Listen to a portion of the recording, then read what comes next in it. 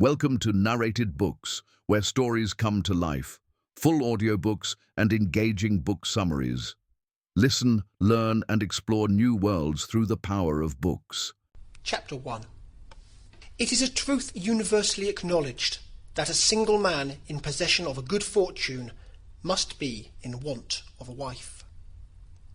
However little known the feelings or views of such a man may be on his first entering a neighbourhood, this truth is so well fixed in the minds of the surrounding families that he is considered the rightful property of some one or other of their daughters. "My dear Mr. Bennet," said his lady to him one day, "have you heard that Netherfield Park is let at last?" Mr. Bennet replied that he had not. "But it is," returned she, "for Mrs. Long has just been here, and she told me all about it." Mr. Bennet made no answer. "Do you not want to know who has taken it?" cried his wife impatiently. "You want to tell me, and I have no objection to hearing it." This was invitation enough. "Why, my dear, you must know.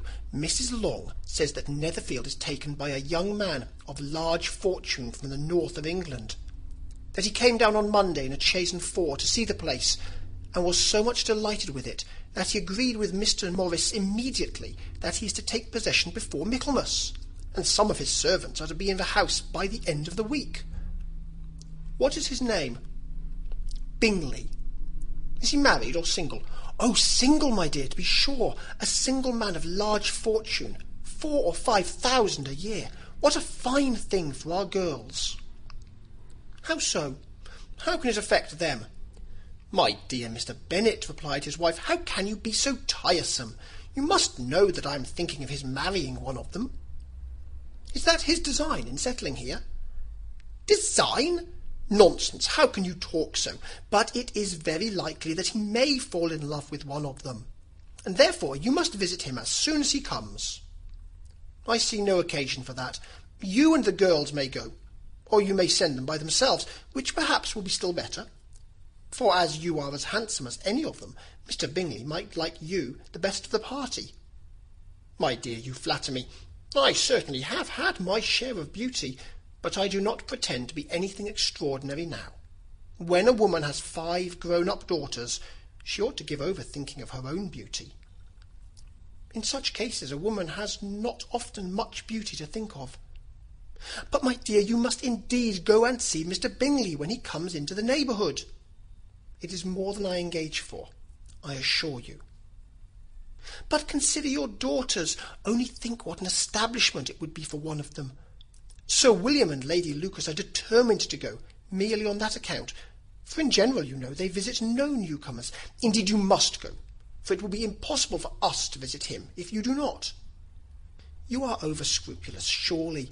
I dare say Mr. Bingley will be very glad to see you, and I will send him a few lines by you to assure him of my hearty consent to his marrying whichever he chooses of the girls, though I must throw in a good word for my little Lizzie. I desire you will do no such thing. Lizzie is not a bit better than the others. I'm sure she is not half so handsome as Jane, nor half so good-humoured as Lydia, but you are always giving her the preference." "They have none of them much to recommend them," replied he. "They are all silly and ignorant like other girls, but Lizzie has something more of quickness than her sisters." "Mr. Bennet, how can you abuse your own children in such a way? You take delight in vexing me. You have no compassion for my poor nerves." "You mistake me, my dear. I have a high respect for your nerves. They are my old friends. I've heard you mention them with consideration these last 20 years at least. Ah, you do not know what I suffer. But I hope you will get over it, and live to see many young men of 4,000 a year come into the neighbourhood. It will be no use to us if 20 such should come, since you will not visit them. Depend upon it, my dear, that when there are 20, I will visit them all." Mr. Bennet was so odd a mixture of quick parts, sarcastic humour, reserve, and caprice, that the experience of 23 years had been insufficient to make his wife understand his character. Her mind was less difficult to develop. She was a woman of mean understanding, little information, and uncertain temper. When she was discontented, she fancied herself nervous. The business of her life was to get her daughters married. Its solace was visiting and news. Chapter 2. Mr. Bennet was among the earliest of those who waited on Mr. Bingley. He had always intended to visit him, though to the last always assuring his wife he should not go. Until the evening after the visit was paid, she had no knowledge of it. It was then disclosed in the following manner. Observing his second daughter employed in trimming a hat, he suddenly addressed her with, "I hope Mr. Bingley will like it, Lizzie." "We are not in a way to know what Mr. Bingley likes," said her mother resentfully, "since we are not to visit." "But you forget, mamma," said Elizabeth, "that we shall meet him at the assemblies, and that Mrs. Long promised to introduce him." "I do not believe Mrs. Long will do any such thing. She has 2 nieces of her own. She is a selfish, hypocritical woman, and I have no opinion of her." "No more have I," said Mr. Bennet, "and I am glad to find that you do not depend on her serving you." Mrs. Bennet deigned not to make any reply, but unable to contain herself, began scolding one of her daughters. "Don't keep coughing so, Kitty, for heaven's sake. Have a little compassion on my nerves. You tear them to pieces."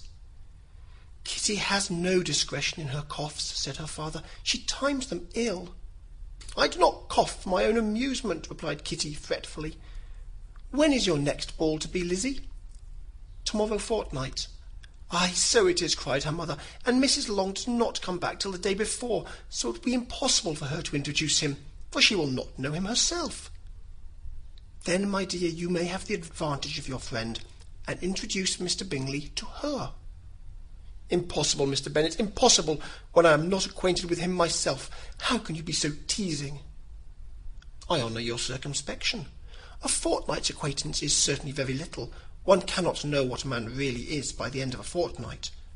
But if we do not venture, somebody else will, and after all, Mrs. Long and her daughters must stand their chance.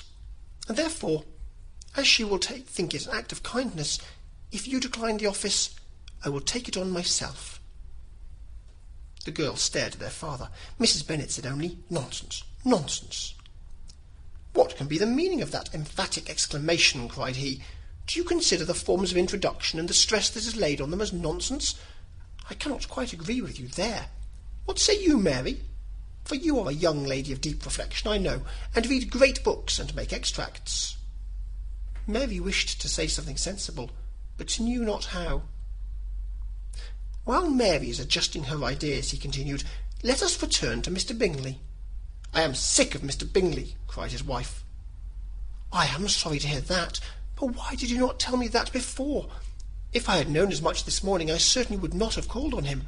It is very unlikely, but as I have actually paid the visit, we cannot escape the acquaintance now." The astonishment of the ladies was just what he wished, that of Mrs. Bennet perhaps surpassing the rest, though when the first tumult of joy was over, she began to declare that it was what she had expected all the while. "How good it was in you, my dear Mr. Bennet! But I knew I should persuade you at last. I was sure you loved your girls too well to neglect such an acquaintance. Well, how pleased I am! And it is such a good joke, too, that you should have gone this morning and never said a word about it till now." "Now, Kitty, you may cough as much as you choose," said Mr. Bennet, and as he spoke he left the room, fatigued with the raptures of his wife.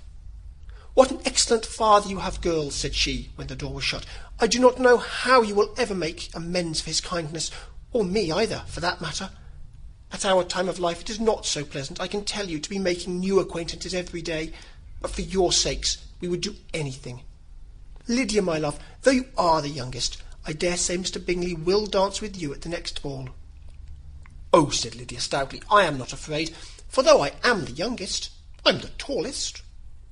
The rest of the evening was spent in conjecturing how soon he would return Mr. Bennet's visit, and determining when they should ask him to dinner.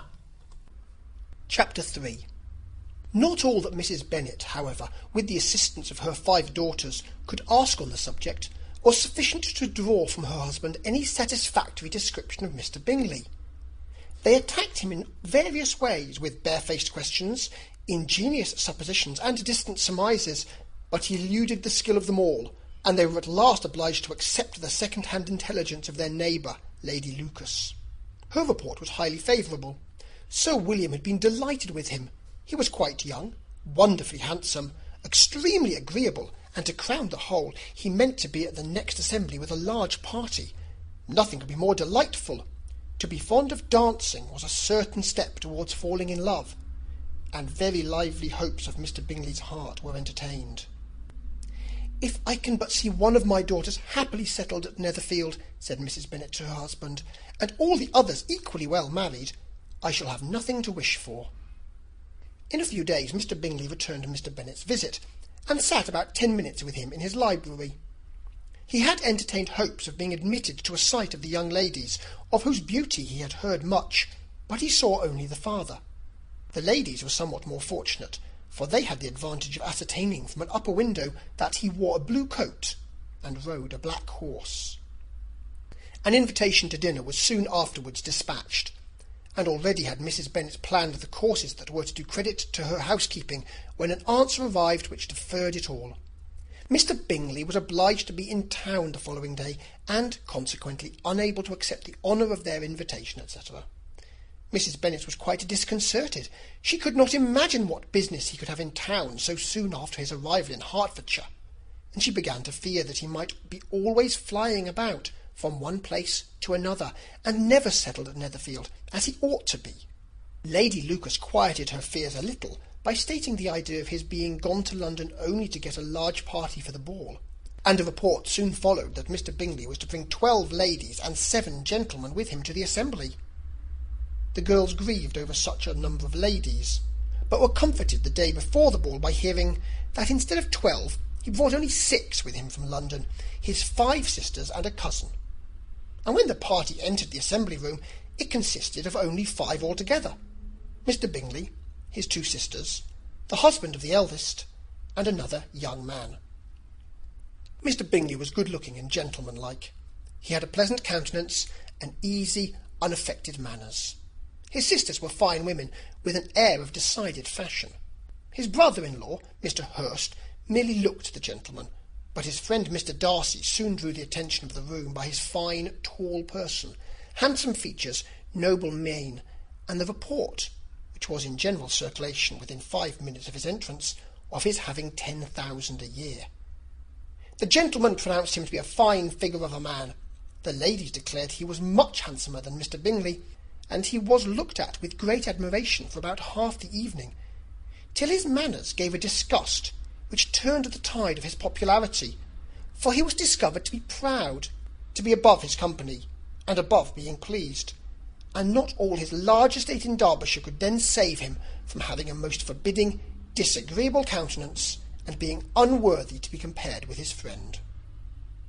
Mr. Bingley had soon made himself acquainted with all the principal people in the room. He was lively and unreserved, danced every dance, was angry for the ball closed so early, and talked of giving one himself at Netherfield. Such amiable qualities must speak for themselves. What a contrast between him and his friend!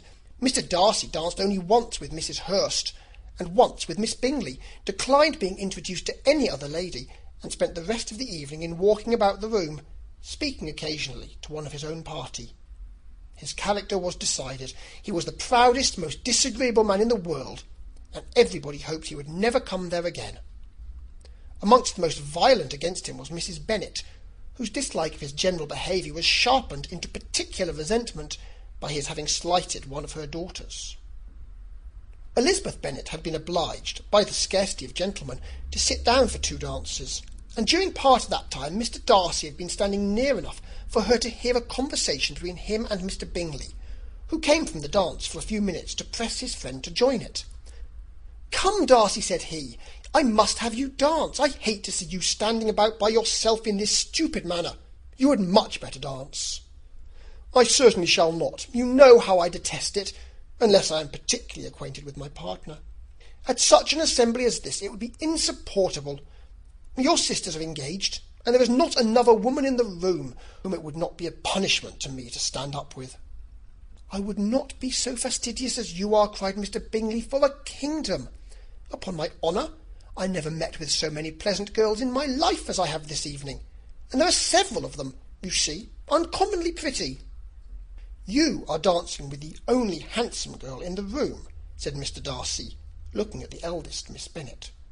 "Oh, she is the most beautiful creature I ever beheld.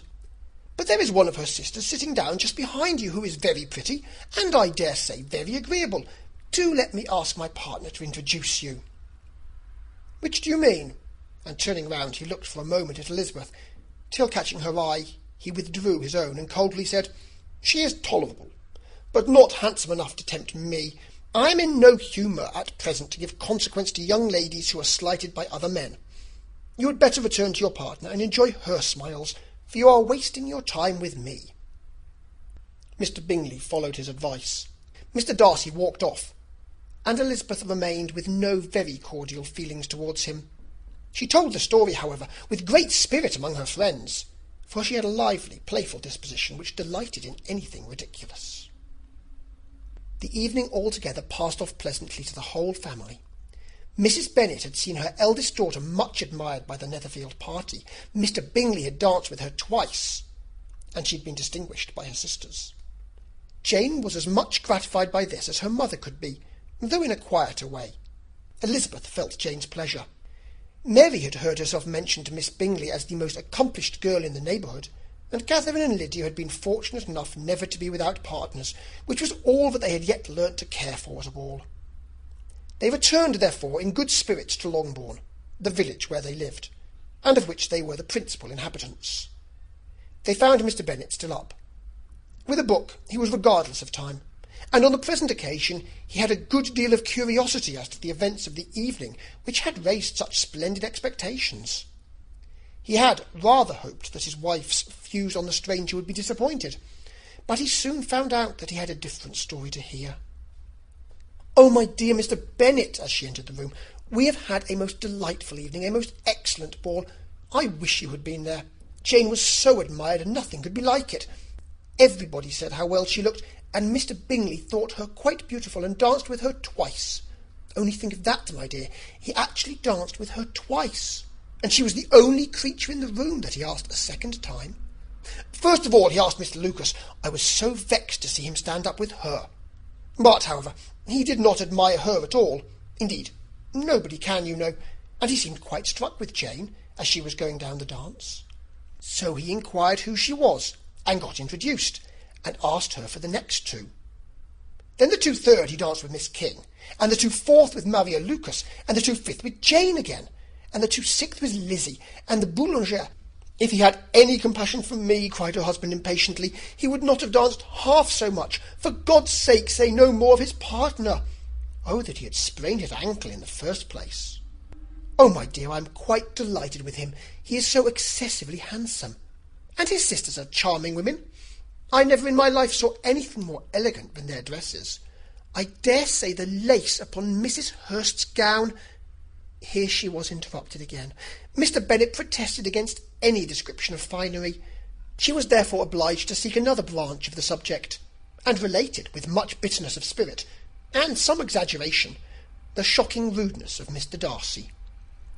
"But I can assure you," she added, "that Lizzie does not lose much by not suiting his fancy, for he is a most disagreeable, horrid man, not at all worth pleasing. So high and so conceited that there was no enduring him. He walked here and he walked there, fancying himself so very great. Not handsome enough to dance with. I wish you had been there, my dear, to have given him one of your set-downs. I quite detest the man."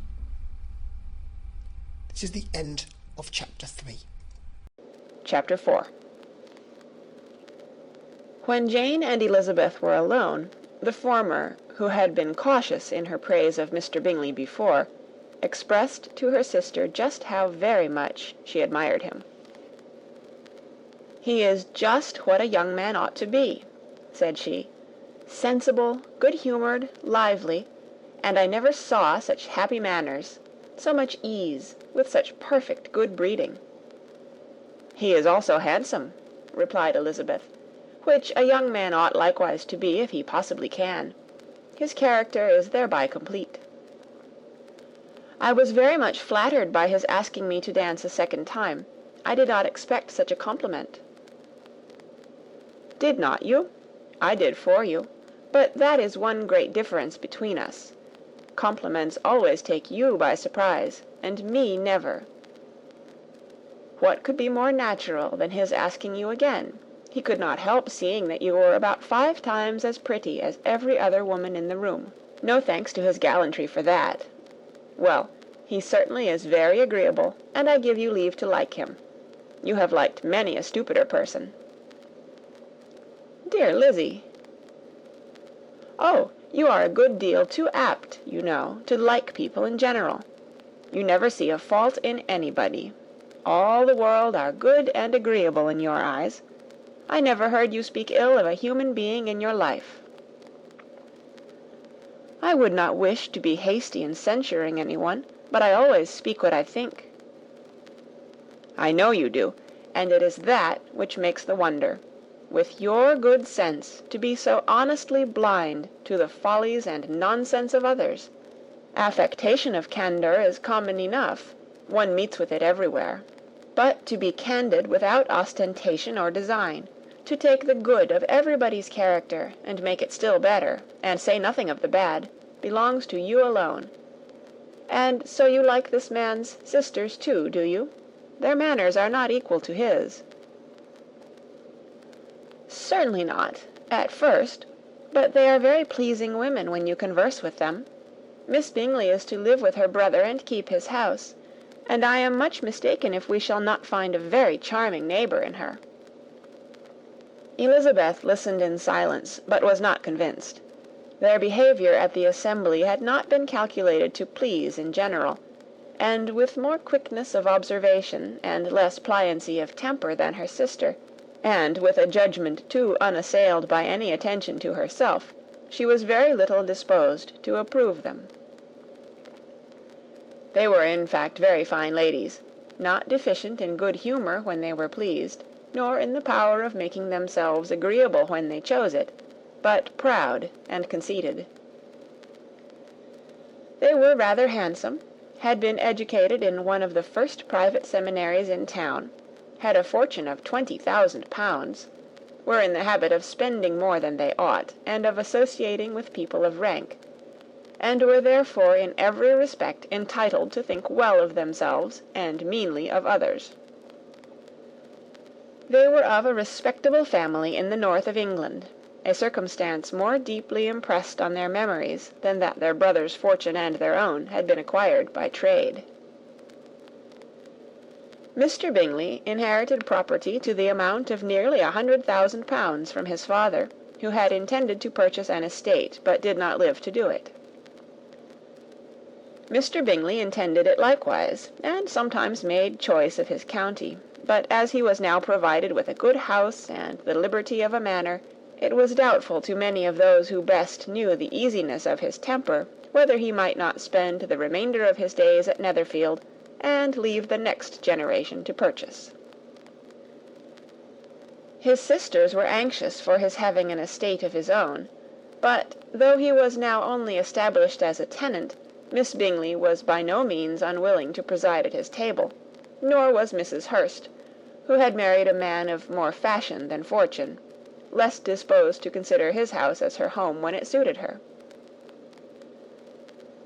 Mr. Bingley had not been of age 2 years when he was tempted by an accidental recommendation to look at Netherfield House.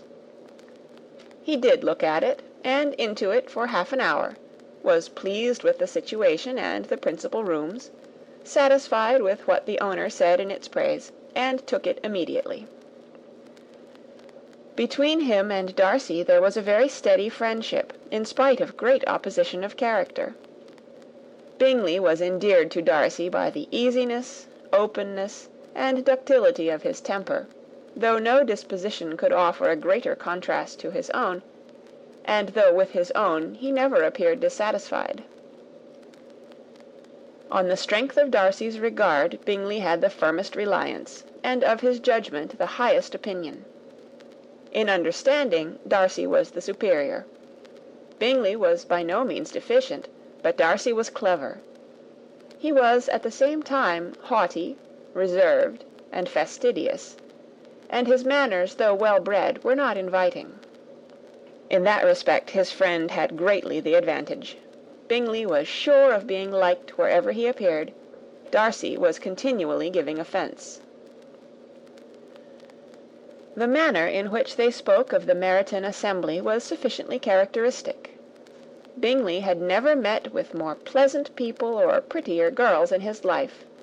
Everybody had been most kind and attentive to him, There had been no formality, no stiffness. He had soon felt acquainted with all the room, and as to Miss Bennet, he could not conceive an angel more beautiful. Darcy, on the contrary, had seen a collection of people in whom there was little beauty and no fashion, for none of whom he felt the smallest interest, and from none received either attention or pleasure. Miss Bennet he acknowledged to be pretty, but she smiled too much. Mrs. Hurst and her sister allowed it to be so, but still they admired her, and liked her, and pronounced her to be a sweet girl, and one whom they would not object to know more of. Miss Bennet was therefore established as a sweet girl, and their brother felt authorized by such commendation to think of her as he chose. End of Chapter 4. Chapter 5. Within a short walk of Longbourn lived a family with whom the Bennets were particularly intimate. Sir William Lucas had been formerly in trade in Meryton, where he had made a tolerable fortune, and risen to the honour of knighthood by an address to the king during his mayoralty. The distinction had perhaps been felt too strongly. It had given him a disgust to his business, and to his residence in a small market town, and, in quitting them both, he had removed with his family to a house about a mile from Meryton, denominated from that period Lucas Lodge, where he could think with pleasure of his own importance, and, unshackled by business, occupy himself solely in being civil to all the world. For, though elated by his rank, it did not render him supercilious. On the contrary, he was all attention to everybody. By nature inoffensive, friendly, and obliging, his presentation at St. James's had made him courteous. Lady Lucas was a very good kind of woman, not too clever to be a valuable neighbour to Mrs. Bennet. They had several children. The eldest of them, a sensible, intelligent young woman, about 27, was Elizabeth's intimate friend. That the Miss Lucases and the Miss Bennets should meet to talk over a ball was absolutely necessary, and the morning after the assembly brought the former to Longbourn to hear and to communicate. "You began the evening well, Charlotte," said Mrs. Bennet with civil self-command to Miss Lucas. "You were Mr. Bingley's first choice." "Yes, but he seemed to like his second better." "Oh, you mean Jane, I suppose, because he danced with her twice. To be sure, that did seem as if he admired her. Indeed, I rather believe he did. I heard something about it, but I hardly know what. Something about Mr. Robinson." "Perhaps you mean what I overheard between him and Mr. Robinson. Did not I mention it to you? Mr. Robinson's asking him how he liked our Meryton assemblies, and whether he did not think there were a great many pretty women in the room, and which he thought the prettiest, and his answering immediately to the last question, 'Oh, the eldest Miss Bennet, beyond a doubt. There cannot be two opinions on that point.'" "Upon my word! Well, that is very decided indeed. That does seem as if... But, however, it may all come to nothing, you know." "My overhearings were more to the purpose than yours, Eliza," said Charlotte. "Mr. Darcy is not so well worth listening to as his friend, is he? Poor Eliza! To be only just tolerable. I beg you would not put it into Lizzie's head to be vexed by his ill treatment, for he is such a disagreeable man that it would be quite a misfortune to be liked by him. Mrs. Long told me last night that he sat close to her for half an hour, without once opening his lips." "Are you quite sure, ma'am? Is not there a little mistake?" said Jane. "I certainly saw Mr. Darcy speaking to her." "Aye, because she asked him at last how he liked Netherfield, and he could not help answering her, but she said he seemed quite angry at being spoke to." "Miss Bingley told me," said Jane, "that he never speaks much, unless among his intimate acquaintances. With them he is remarkably agreeable." "I do not believe a word of it, my dear. If he had been so very agreeable, he would have talked to Mrs. Long. But I can guess how it was. Everybody says that he is eat up with pride, and I dare say he had heard somehow that Mrs. Long does not keep a carriage, and had come to the ball in a hack chaise. I do not mind his not talking to Mrs. Long, said Miss Lucas, but I wish he had danced with Eliza. Another time, Lizzie, said her mother, I would not dance with him, if I were you. I believe, ma'am, I may safely promise you never to dance with him. His pride, said Miss Lucas, does not offend me so much as pride often does, because there is an excuse for it. One cannot wonder that so very fine a young man, with family, fortune, everything in his favour, should think highly of himself. If I may so express it, he has a right to be proud. That is very true, replied Elizabeth, and I could easily forgive his pride, if he had not mortified mine. Pride, observed Mary, who piqued herself upon the solidity of her reflections, is a very common failing, I believe. By all that I have ever read, I am convinced that it is very common indeed, that human nature is particularly prone to it, and that there are very few of us who do not cherish a feeling of self-complacency on the score of some quality or other, real or imaginary.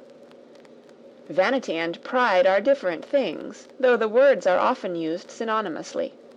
A person may be proud without being vain. Pride relates more to our opinion of ourselves, vanity to what we would have others think of us. If I were as rich as Mr. Darcy, cried a young Lucas, who came with his sisters, I should not care how proud I was. I would keep a pack of foxhounds, and drink a bottle of wine a day. Then you would drink a great deal more than you ought, said Mrs. Bennet, and if I were to see you at it, I should take away your bottle directly. The boy protested that she should not. She continued to declare that she would, and the argument ended only with the visit. End of chapter 5. Chapter 6. The ladies of Longbourn soon waited on those of Netherfield.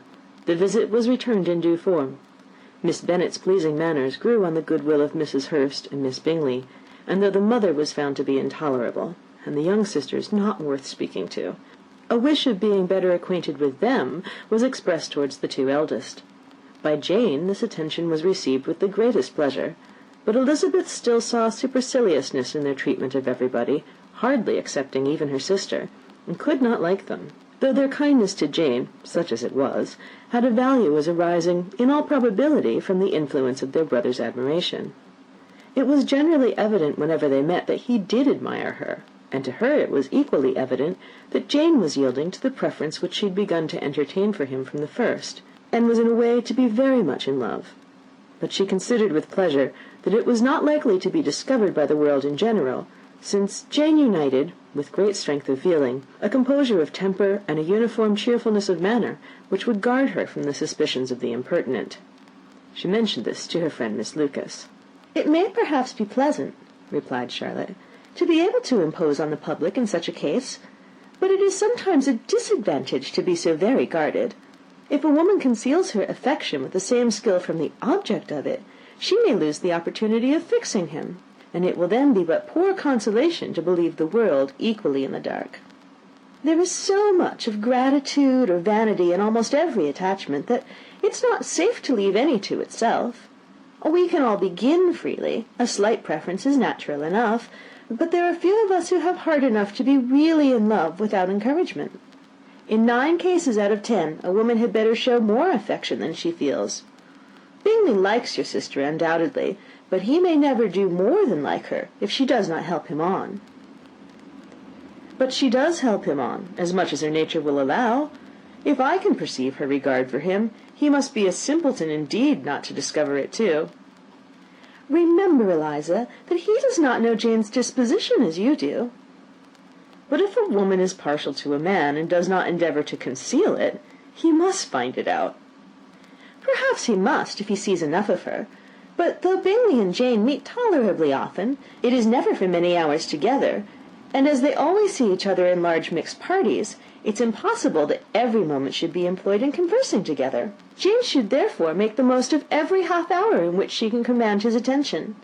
When she is secure of him, there will be more leisure for falling in love as much as she chooses."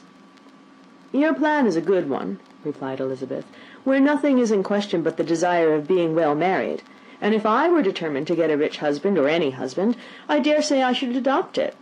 But these are not Jane's feelings. She is not acting by design. As yet she cannot even be certain of the degree of her own regard, nor of its reasonableness. She has known him only a fortnight.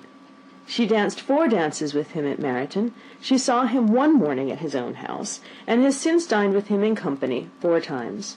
This is not quite enough to make her understand his character." "Not as you represent it. Had she merely dined with him, she might only have discovered whether he had a good appetite. But you must remember that 4 evenings have also been spent together, and 4 evenings may do a great deal." "Yes, these 4 evenings have enabled them to ascertain that they both like vingt-un better than commerce. But with respect to any other leading characteristic, I do not imagine that much has been unfolded." "Well," said Charlotte, "I wish Jane success with all my heart, and if she were married to him to-morrow, I should think she had as good a chance of happiness as if she were to be studying his character for a 12-month. Happiness in marriage is entirely a matter of chance. If the dispositions of the parties are ever so well known to each other, or ever so similar beforehand, it does not advance their felicity in the least. They always continue to grow sufficiently unlike afterwards to have their share of vexation, and it's better to know as little as possible of the defects of the person with whom you're to pass your life." "You make me laugh, Charlotte, but it's not sound. You know it's not sound, and you would never act this way yourself." Occupied in observing Mr. Bingley's attentions to her sister, Elizabeth was far from suspecting that she was herself becoming an object of some interest in the eyes of his friend. Mr. Darcy had at first scarcely allowed her to be pretty. He had looked at her without admiration at the ball, and when next they met, he looked at her only to criticize. But no sooner had he made it clear to himself and to his friends that she hardly had a good feature in her face, than he began to find it was rendered uncommonly intelligent by the beautiful expression of her dark eyes. To this discovery succeeded some others equally mortifying. Though he had detected with a critical eye more than one failure of perfect symmetry in her form, he was forced to acknowledge her figure to be light and pleasing, and in spite of his asserting that her manners were not those of the fashionable world, he was caught by their easy playfulness. Of this she was perfectly unaware. To her he was only the man who made himself agreeable nowhere, and who had not thought her handsome enough to dance with. He began to wish to know more of her, and as a step towards conversing with her himself, attended to her conversation with others. His doing so drew her notice. It was at Sir William Lucas's, where a large party were assembled. "What does Mr. Darcy mean," she said to Charlotte, "by listening to my conversation with Colonel Forster?" "That's a question which Mr. Darcy only can answer. But if he does it any more, I shall certainly let him know that I see what he's about. He has a very satirical eye, and if I do not begin by being impertinent myself, I shall soon grow afraid of him." On his approaching them soon afterwards, though without seeming to have any intention of speaking, Miss Lucas defied her friend to mention such a subject to him, which immediately provoking Elizabeth to do it, she turned to him and said, "Did you not think, Mr. Darcy, that I expressed myself uncommonly well just now, when I was teasing Colonel Forster to give us a ball at Meryton?" "With great energy, but it's always a subject which makes a lady energetic." "You are severe on us." "It will be her turn soon to be teased," said Miss Lucas. "I am going to open the instrument, Eliza, and you know what follows." "You are a strange creature by way of a friend, always wanting me to play and sing before anybody and everybody. If my vanity had taken a musical turn, you would be invaluable, but as it is, I'd really rather not sit down before those who must be in the habit of hearing the very best performers." On Miss Lucas's persevering, however, she added, "Very well, if it must be so, it must," and gravely glancing at Mr. Darcy, "There's a fine old saying, which everybody here is of course familiar with, 'Keep your breath to cool your porridge,' and I shall keep mine to swell my song." Her performance was pleasing, though by no means capital.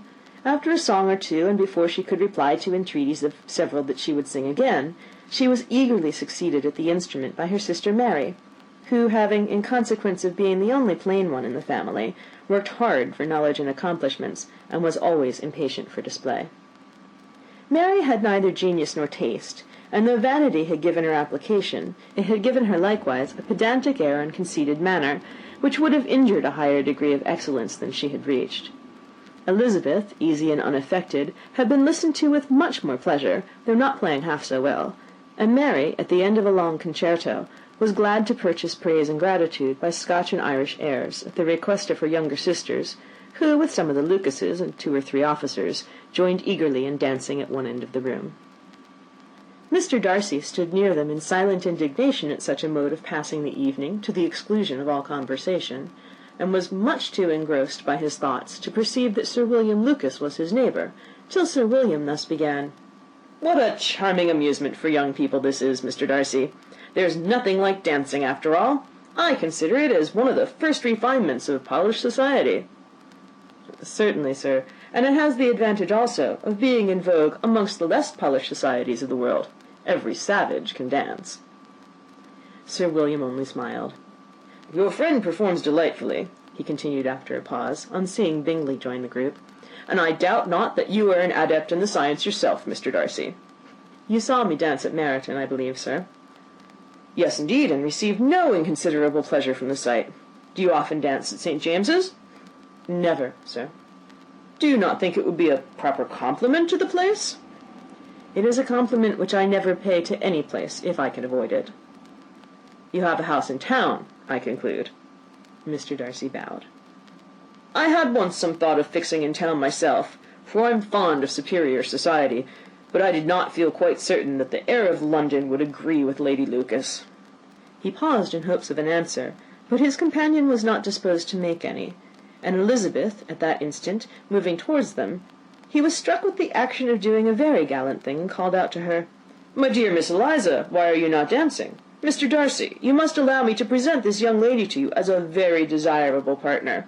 You cannot refuse to dance, I am sure, when so much beauty is before you." And taking her hand, he would have given it to Mr. Darcy, who, though extremely surprised, was not unwilling to receive it, when she instantly drew back, and said with some discomposure to Sir William, "Indeed, sir, I have not the least intention of dancing. I entreat you not to suppose that I move this way in order to beg for a partner." Mr. Darcy, with grave propriety, requested to be allowed the honour of her hand, but in vain. Elizabeth was determined, nor did Sir William at all shake her purpose by his attempt at persuasion. "You excel so much in the dance, Miss Eliza, that it's cruel to deny me the happiness of seeing you, and though this gentleman dislikes the amusement in general, he can have no objection, I am sure, to oblige us for 1/2 hour." "Mr. Darcy is all politeness," said Elizabeth, smiling. "He is indeed, but considering the inducement, my dear Eliza, can we not wonder at his complaisance? For who would object to such a partner?" Elizabeth looked archly, and turned away. Her resistance had not injured her with the gentleman, and he was thinking of her with some complacency, when thus accosted by Miss Bingley. "I can guess the subject of your reverie." "I should imagine not." "You're considering how insupportable it would be to pass many evenings in this manner, in such society, and indeed I'm quite of your opinion. I was never more annoyed. The insipidity, and yet the noise, the nothingness, and yet the self-importance of all these people. Oh, I would give to hear your strictures on them." "Your conjecture is totally wrong, I assure you. My mind was more agreeably engaged. I have been meditating on the very great pleasure which a pair of fine eyes in the face of a pretty woman can bestow." Miss Bingley immediately fixed her eyes on his face, and desired he would tell her what lady had the credit of inspiring such reflections. Mr. Darcy replied with great intrepidity, "Miss Elizabeth Bennet." "Miss Elizabeth Bennet!" repeated Miss Bingley. "I am all astonishment. How long has she been such a favourite? And pray when am I to wish you joy?" "That is exactly the question which I expected you to ask. A lady's imagination is very rapid. It jumps from admiration to love, from love to matrimony, in a moment. I knew you would be wishing me joy." "Nay, if you are serious about it, I shall consider the matter is absolutely settled. You'll be having a charming mother-in-law indeed, and of course she will always be at Pemberley with you." He listened to her with perfect indifference while she chose to entertain herself in this manner, and as his composure convinced her that all was safe, her wit flowed long. Chapter 7. Mr. Bennet's property consisted almost entirely in an estate of £2,000 a year, which, unfortunately for his daughters, was entailed, in default of heirs male, on a distant relation, and their mother's fortune, though ample for her situation in life, could but ill supply the deficiency of his. Her father had been an attorney in Meryton, and had left her £4,000. She had a sister married to a Mr. Phillips, who had been a clerk to their father and succeeded him in the business, and a brother settled in London in a respectable line of trade. The village of Longbourn was only 1 mile from Meryton, a most convenient distance for the young ladies, who were usually tempted thither 3 or 4 times a week, to pay their duty to their aunt and to a milliner's shop just over the way. The 2 youngest of the family, Catherine and Lydia, were particularly frequent in these attentions. Their minds were more vacant than their sisters', and when nothing better offered, a walk to Meryton was necessary to amuse their morning hours and furnish conversation for the evening. And however bare of news the country in general might be, they always contrived to learn some from their aunt. At present, indeed, they were well supplied, both with news and happiness, by the recent arrival of a militia regiment in the neighbourhood. It was to remain the whole winter, and Meryton was the headquarters.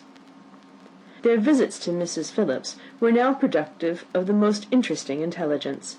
Every day added something to their knowledge of the officers' names and connections. Their lodgings were not long a secret, and at length they began to know the officers themselves. Mr. Phillips visited them all, and this opened to his nieces a store of felicity unknown before. They could talk of nothing but officers, and Mr. Bingley's large fortune, the mention of which gave animation to their mother, was worthless in their eyes when opposed to the regimentals of an ensign. After listening one morning to their effusions on this subject, Mr. Bennet coolly observed, "From all that I can collect by your manner of talking, you must be 2 of the silliest girls in the country.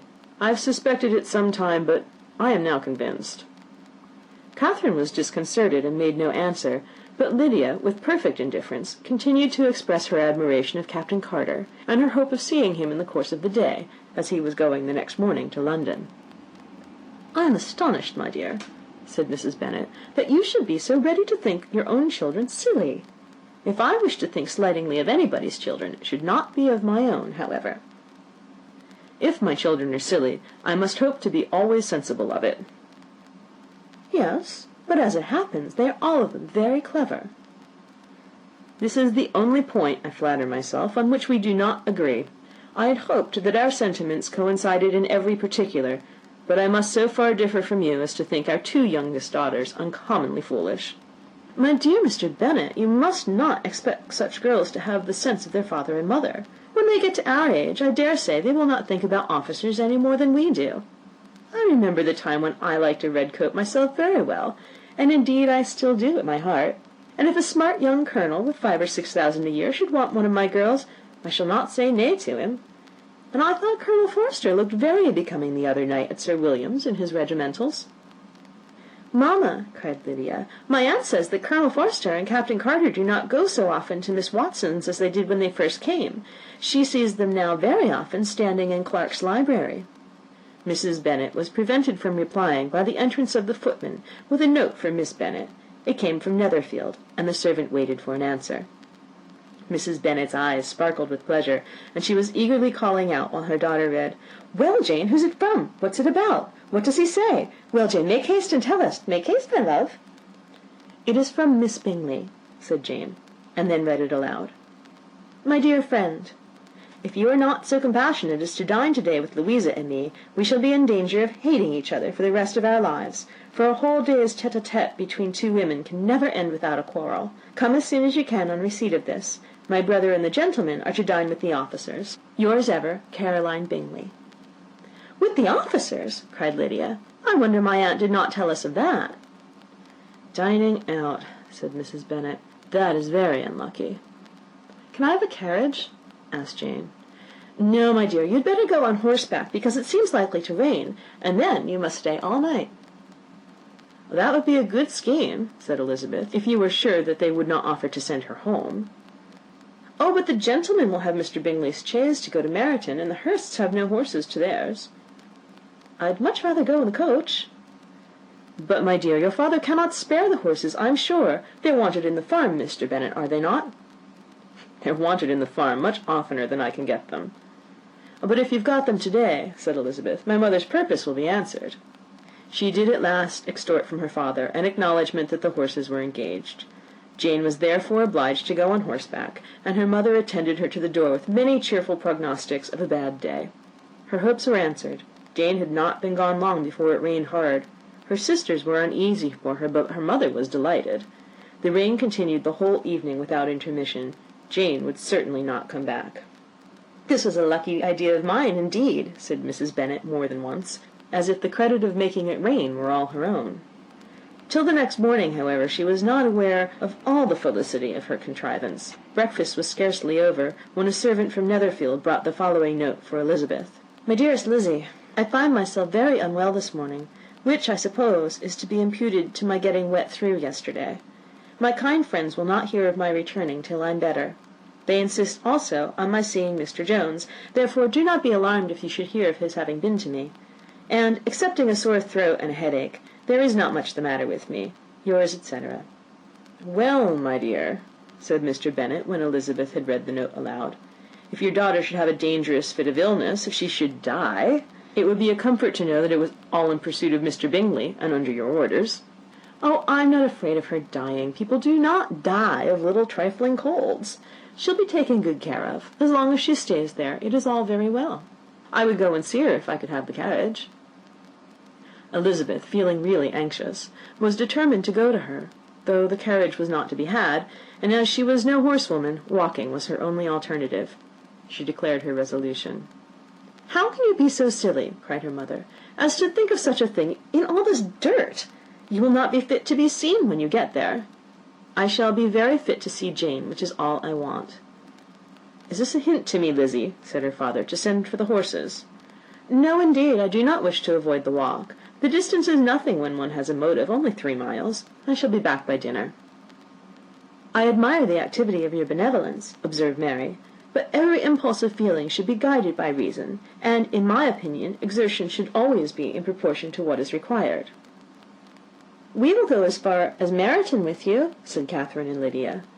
Elizabeth accepted their company, and the 3 young ladies set off together. "If we make haste," said Lydia, as they walked along, "perhaps we may see something of Captain Carter before he goes." In Meryton they parted. The 2 youngest repaired to the lodgings of one of the officers' wives, and Elizabeth continued her walk alone, crossing field after field at a quick pace, jumping over stiles and springing over puddles with impatient activity, and finding herself at last within view of the house, with weary ankles, dirty stockings, and a face glowing with the warmth of exercise. She was shown into the breakfast parlour, where all but Jane were assembled, and where her appearance created a great deal of surprise. That she should have walked 3 miles so early in the day, in such dirty weather, and by herself, was almost incredible to Mrs. Hurst and Miss Bingley, and Elizabeth was convinced that they held her in contempt for it. She was received, however, very politely by them, and in their brother's manners there was something better than politeness. There was good humour and kindness. Mr. Darcy said very little, and Mr. Hurst nothing at all. The former was divided between admiration of the brilliancy which exercise had given to her complexion, and doubt as to the occasions justifying her coming so far alone. The latter was thinking only of his breakfast. Her inquiries after her sister were not very favourably answered. Miss Bennet had slept ill, and though up, was feverish, and not well enough to leave her room. Elizabeth was glad to be taken to her immediately, and Jane, who had only been withheld by the fear of giving alarm or inconvenience from expressing in her note how much she longed for such a visit, was delighted at her entrance. She was not equal, however, to much conversation, and when Miss Bingley left them together, could attempt little besides expressions of gratitude for the extraordinary kindness she was treated with. Elizabeth silently attended her. When breakfast was over, they were joined by the sisters, and Elizabeth began to like them herself when she saw how much affection and solicitude they showed for Jane. The apothecary came, and having examined his patient, said, as might be supposed, that she had caught a violent cold, and that they must endeavour to get the better of it, advised her to return to bed, and promised her some draughts. The advice was followed readily, for the feverish symptoms increased, and her head ached acutely. Elizabeth did not quit her room for a moment, nor were the other ladies often absent. The gentlemen being out, they had, in fact, nothing to do elsewhere. When the clock struck 3, Elizabeth felt that she must go, and very unwillingly said so. Miss Bingley offered her the carriage, and she only wanted a little pressing to accept it, when Jane testified such concern in parting with her that Miss Bingley was obliged to convert the offer of the chaise to an invitation to remain at Netherfield for the present. Elizabeth most thankfully consented, and a servant was dispatched to Longbourn to acquaint the family with her stay, and bring back a supply of clothes. End of Chapter 7. Read by Chapter 8. At 5 o'clock the two ladies retired to dress, and at 6:30 Elizabeth was summoned to dinner. To the civil inquiries which then poured in, and amongst which she had the pleasure of distinguishing the much superior solicitude of Mr. Bingley's, she could not make a very favourable answer. Jane was by no means better. The sisters, on hearing this, repeated 3 or 4 times how much they were grieved, how shocking it was to have a bad cold, and how excessively they disliked being ill themselves, and then thought no more of the matter.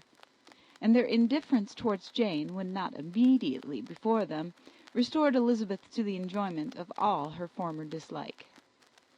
Their brother, indeed, was the only one of the party whom she could regard with any complacency. His anxiety for Jane was evident, and his attentions to herself most pleasing, and they prevented her feeling herself so much an intruder as she believed she was considered by the others. She had very little notice from any but him. Miss Bingley was engrossed by Mr. Darcy, her sister scarcely less so. And as for Mr. Hurst, by whom Elizabeth sat, he was an indolent man, who lived only to eat, drink, and play at cards, who, when he found her to prefer a plain dish to a ragout, had nothing to say to her. When dinner was over, she returned directly to Jane, and Miss Bingley began abusing her as soon as she was out of the room. Her manners were pronounced to be very bad indeed, a mixture of pride and impertinence. She had no conversation, no style, no beauty. Mrs. Hurst thought the same, and added, "She has nothing, in short, to recommend her, but being an excellent walker. I shall never forget her appearance this morning. She really looked almost wild."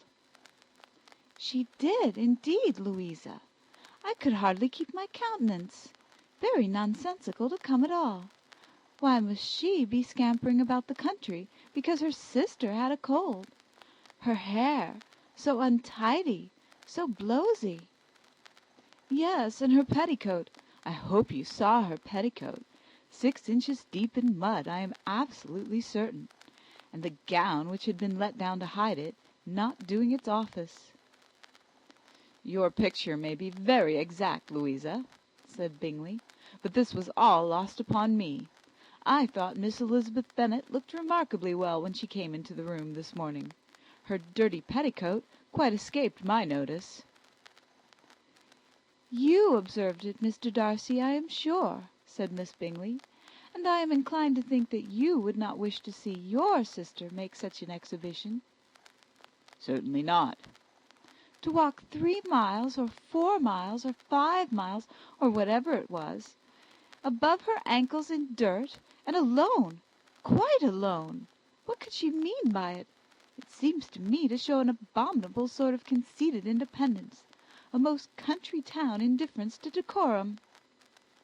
"It shows an affection for her sister that is very pleasing," said Bingley. "I am afraid, Mr. Darcy," observed Miss Bingley in a half-whisper, "that this adventure has rather affected your admiration of her fine eyes." "Not at all," he replied. "They were brightened by the exercise." A short pause followed this speech, and Mrs. Hurst began again. "I have an excessive regard for Miss Jane Bennet. She is really a very sweet girl, and I wish with all my heart she were well settled. But with such a father and mother, and such low connections, I am afraid there is no chance of it." "I think I have heard you say that their uncle is an attorney on Meryton." "Yes, and they have another, who lives somewhere near Cheapside." "That is capital," added her sister, and they both laughed heartily. "If they had uncles enough to fill all Cheapside," cried Bingley, "it would not make them one jot less agreeable." "But it must very materially lessen their chance of marrying men of any consideration in the world," replied Darcy. To this speech Bingley made no answer, but his sisters gave it their hearty assent, and indulged their mirth for some time at the expense of their dear friend's vulgar relations. With a renewal of tenderness, however, they returned to her room on leaving the dining-parlour, and sat with her till summoned to coffee. She was still very poorly, and Elizabeth would not quit her at all till late in the evening, when she had the comfort of seeing her sleep, and when it seemed to her rather right than pleasant that she should go downstairs herself. On entering the drawing-room, she found the whole party at loo, and was immediately invited to join them, but suspecting them to be playing high, she declined it, and making her sister the excuse, said she would amuse herself for the short time she could stay below with a book. Mr. Hurst looked at her with astonishment. "Do you prefer reading to cards?" said he. "That is rather singular." "Miss Eliza Bennet," said Miss Bingley, "despises cards. She is a great reader, and has no pleasure in anything else." "I deserve neither such praise nor such censure," cried Elizabeth. "I am not a great reader, and I have pleasure in many things." "In nursing your sister, I am sure you have pleasure," said Bingley, "and I hope it will soon be increased by seeing her quite well." Elizabeth thanked him from her heart, and then walked toward the table where a few books were lying. He immediately offered to fetch her others, all that his library afforded. "And I wish my collection were larger for your benefit and my own credit. But I am an idle fellow, and though I have not many, I have more than I ever looked into." Elizabeth assured him that she could suit herself perfectly with those in the room. "I am astonished," said Miss Bingley, "that my father should have left so small a collection of books. What a delightful library you have at Pemberley, Mr. Darcy!" "It ought to be good," he replied. "It has been the work of many generations." "And then you have added so much to it yourself. You are always buying books."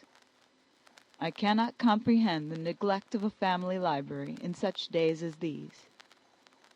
"Neglect! I am sure you neglect nothing that can add to the beauties of that noble place. Charles, when you build your house, I wish it may be half as delightful as Pemberley." "I wish it may." "But I would really advise you to make your purchase in that neighbourhood, and take Pemberley for a kind of model. There is not a finer county in England than Derbyshire."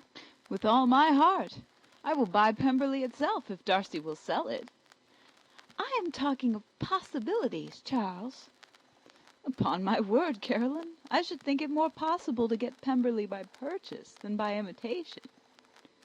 Elizabeth was so much caught with what passed as to leave her very little attention for her book, and soon laying it wholly aside, she drew near the card-table and stationed herself between Mr. Bingley and his eldest sister to observe the game.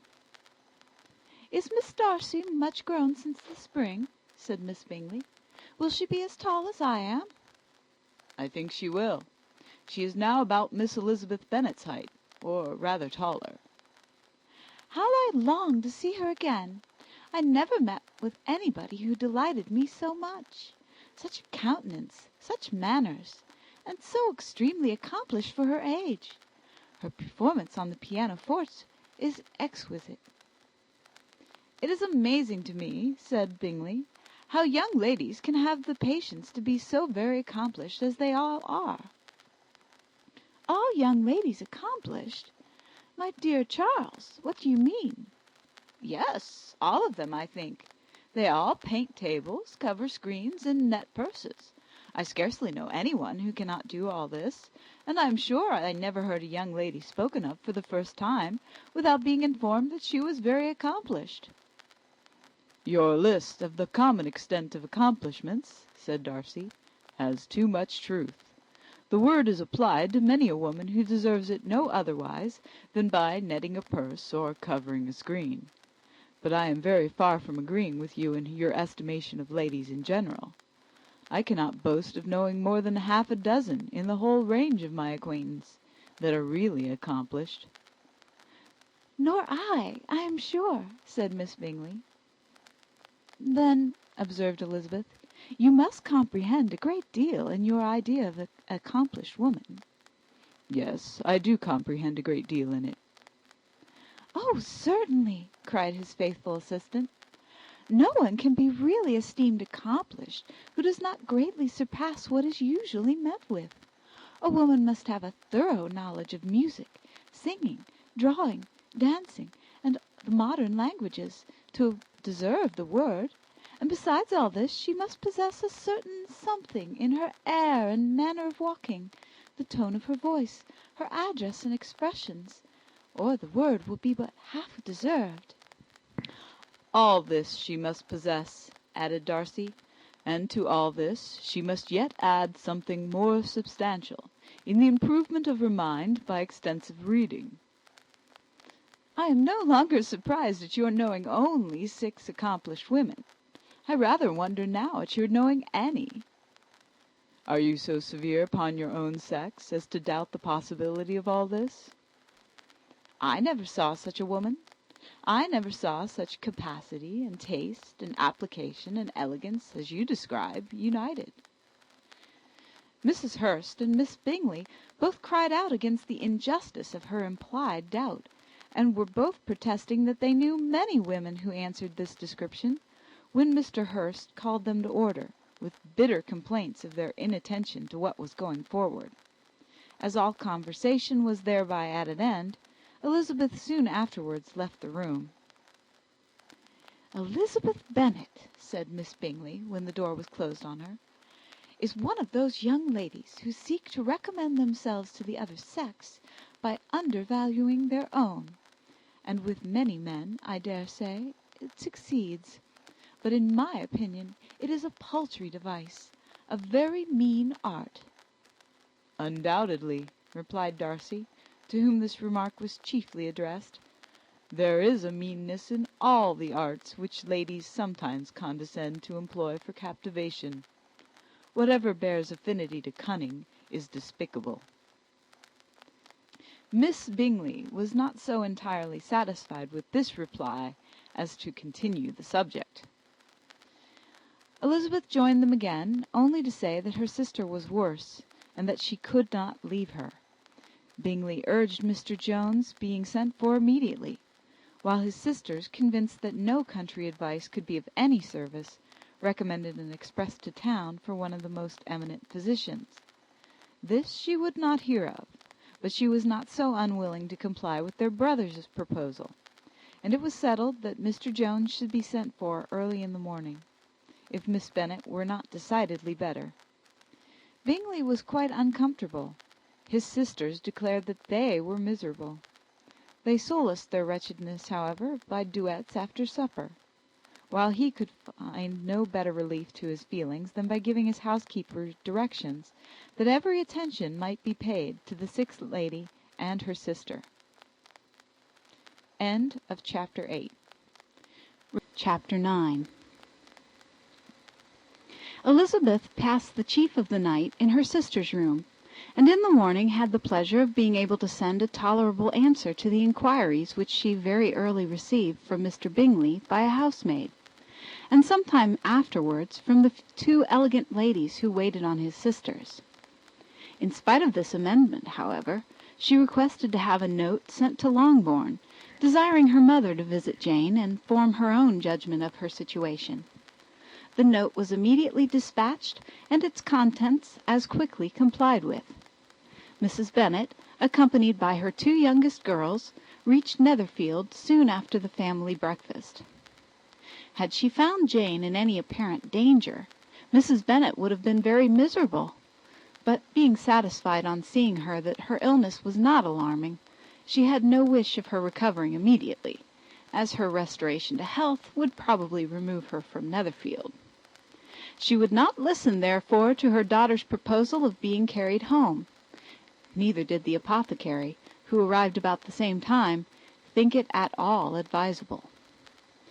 After sitting a little while with Jane, on Miss Bingley's appearance and invitation, the mother and 3 daughters all attended her into the breakfast parlour. Bingley met them with hopes that Mrs. Bennet had not found Miss Bennet worse than she expected. "Indeed I have, sir," was her answer. "She is a great deal too ill to be moved. Mr. Jones says we must not think of moving her. We must trespass a little longer on your kindness." "Removed!" cried Bingley. "It must not be thought of. My sister, I am sure, will not hear of her removal." "You may depend upon it, madam," said Miss Bingley, with cold civility, "that Miss Bennet will receive every possible attention while she remains with us." Mrs. Bennet was profuse in her acknowledgments. "I am sure," she added, "if it was not for such good friends, I do not know what would become of her, for she is very ill indeed, and suffers a vast deal, though with the greatest patience in the world, which is always the way with her, for she has, without exception, the sweetest temper I have ever met with. I often tell my other girls they are nothing to her. You have a sweet room here, Mr. Bingley, and a charming prospect over the gravel walk. I do not know a place in the country that is equal to Netherfield. You will not think of quitting it in a hurry, I hope, though you have but a short lease." "Whatever I do is done in a hurry," replied he, "and therefore if I should resolve to quit Netherfield, I should probably be off in 5 minutes. At present, however, I consider myself as quite fixed here." "That is exactly what I should have supposed of you," said Elizabeth. "You begin to comprehend me, do you?" cried he, turning toward her. "Oh, yes, I understand you perfectly." "I wish I might take this for a compliment, but to be so easily seen through, I am afraid, is pitiful." "That is as it happens. It does not follow that a deep, intricate character is more or less estimable than such a one as yours." "Lizzie," cried her mother, "remember where you are, and do not run on in the wild manner that you are suffered to do at home." "I did not know before," continued Bingley immediately, "that you were a studier of character. It must be an amusing study." "Yes, but intricate characters are the most amusing. They have at least that advantage." "The country," said Darcy, "can in general supply but a few subjects for such a study. In a country neighbourhood you move in a very confined and unvarying society." "But people themselves alter so much that there is something new to be observed in them forever." "Yes, indeed," cried Mrs. Bennet, offended by his manner of mentioning a country neighbourhood. "I assure you there is quite as much of that going on in the country as in town." Everybody was surprised, and Darcy, after looking at her for a moment, turned silently away. Mrs. Bennet, who fancied she had gained a complete victory over him, continued her triumph. "I cannot see that London has any great advantage over the country, for my part, except the shops and public places. The country is a vast deal pleasanter, is it not, Mr. Bingley?" "When I am in the country," he replied, "I never wish to leave it, and when I am in town, it is pretty much the same. They have each their advantages, and I can be equally happy in either." "Aye, that is because you have the right disposition. But that gentleman," looking at Darcy, "seemed to think the country was nothing at all." "Indeed, mamma, you are mistaken," said Elizabeth, blushing for her mother. "You quite mistook Mr. Darcy. He only meant that there was not such a variety of people to be met with in the country as in the town, which you must acknowledge to be true." "Certainly, my dear, nobody said there were. But as to not meeting with many people in this neighbourhood, I believe there are few neighbourhoods larger. I know we dine with 24 families."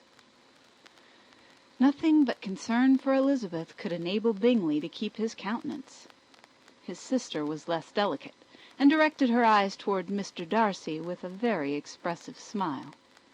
Elizabeth, for the sake of saying something that might turn her mother's thoughts, now asked her if Charlotte Lucas had been at Longbourn since her coming away. Yes, she called yesterday with her father.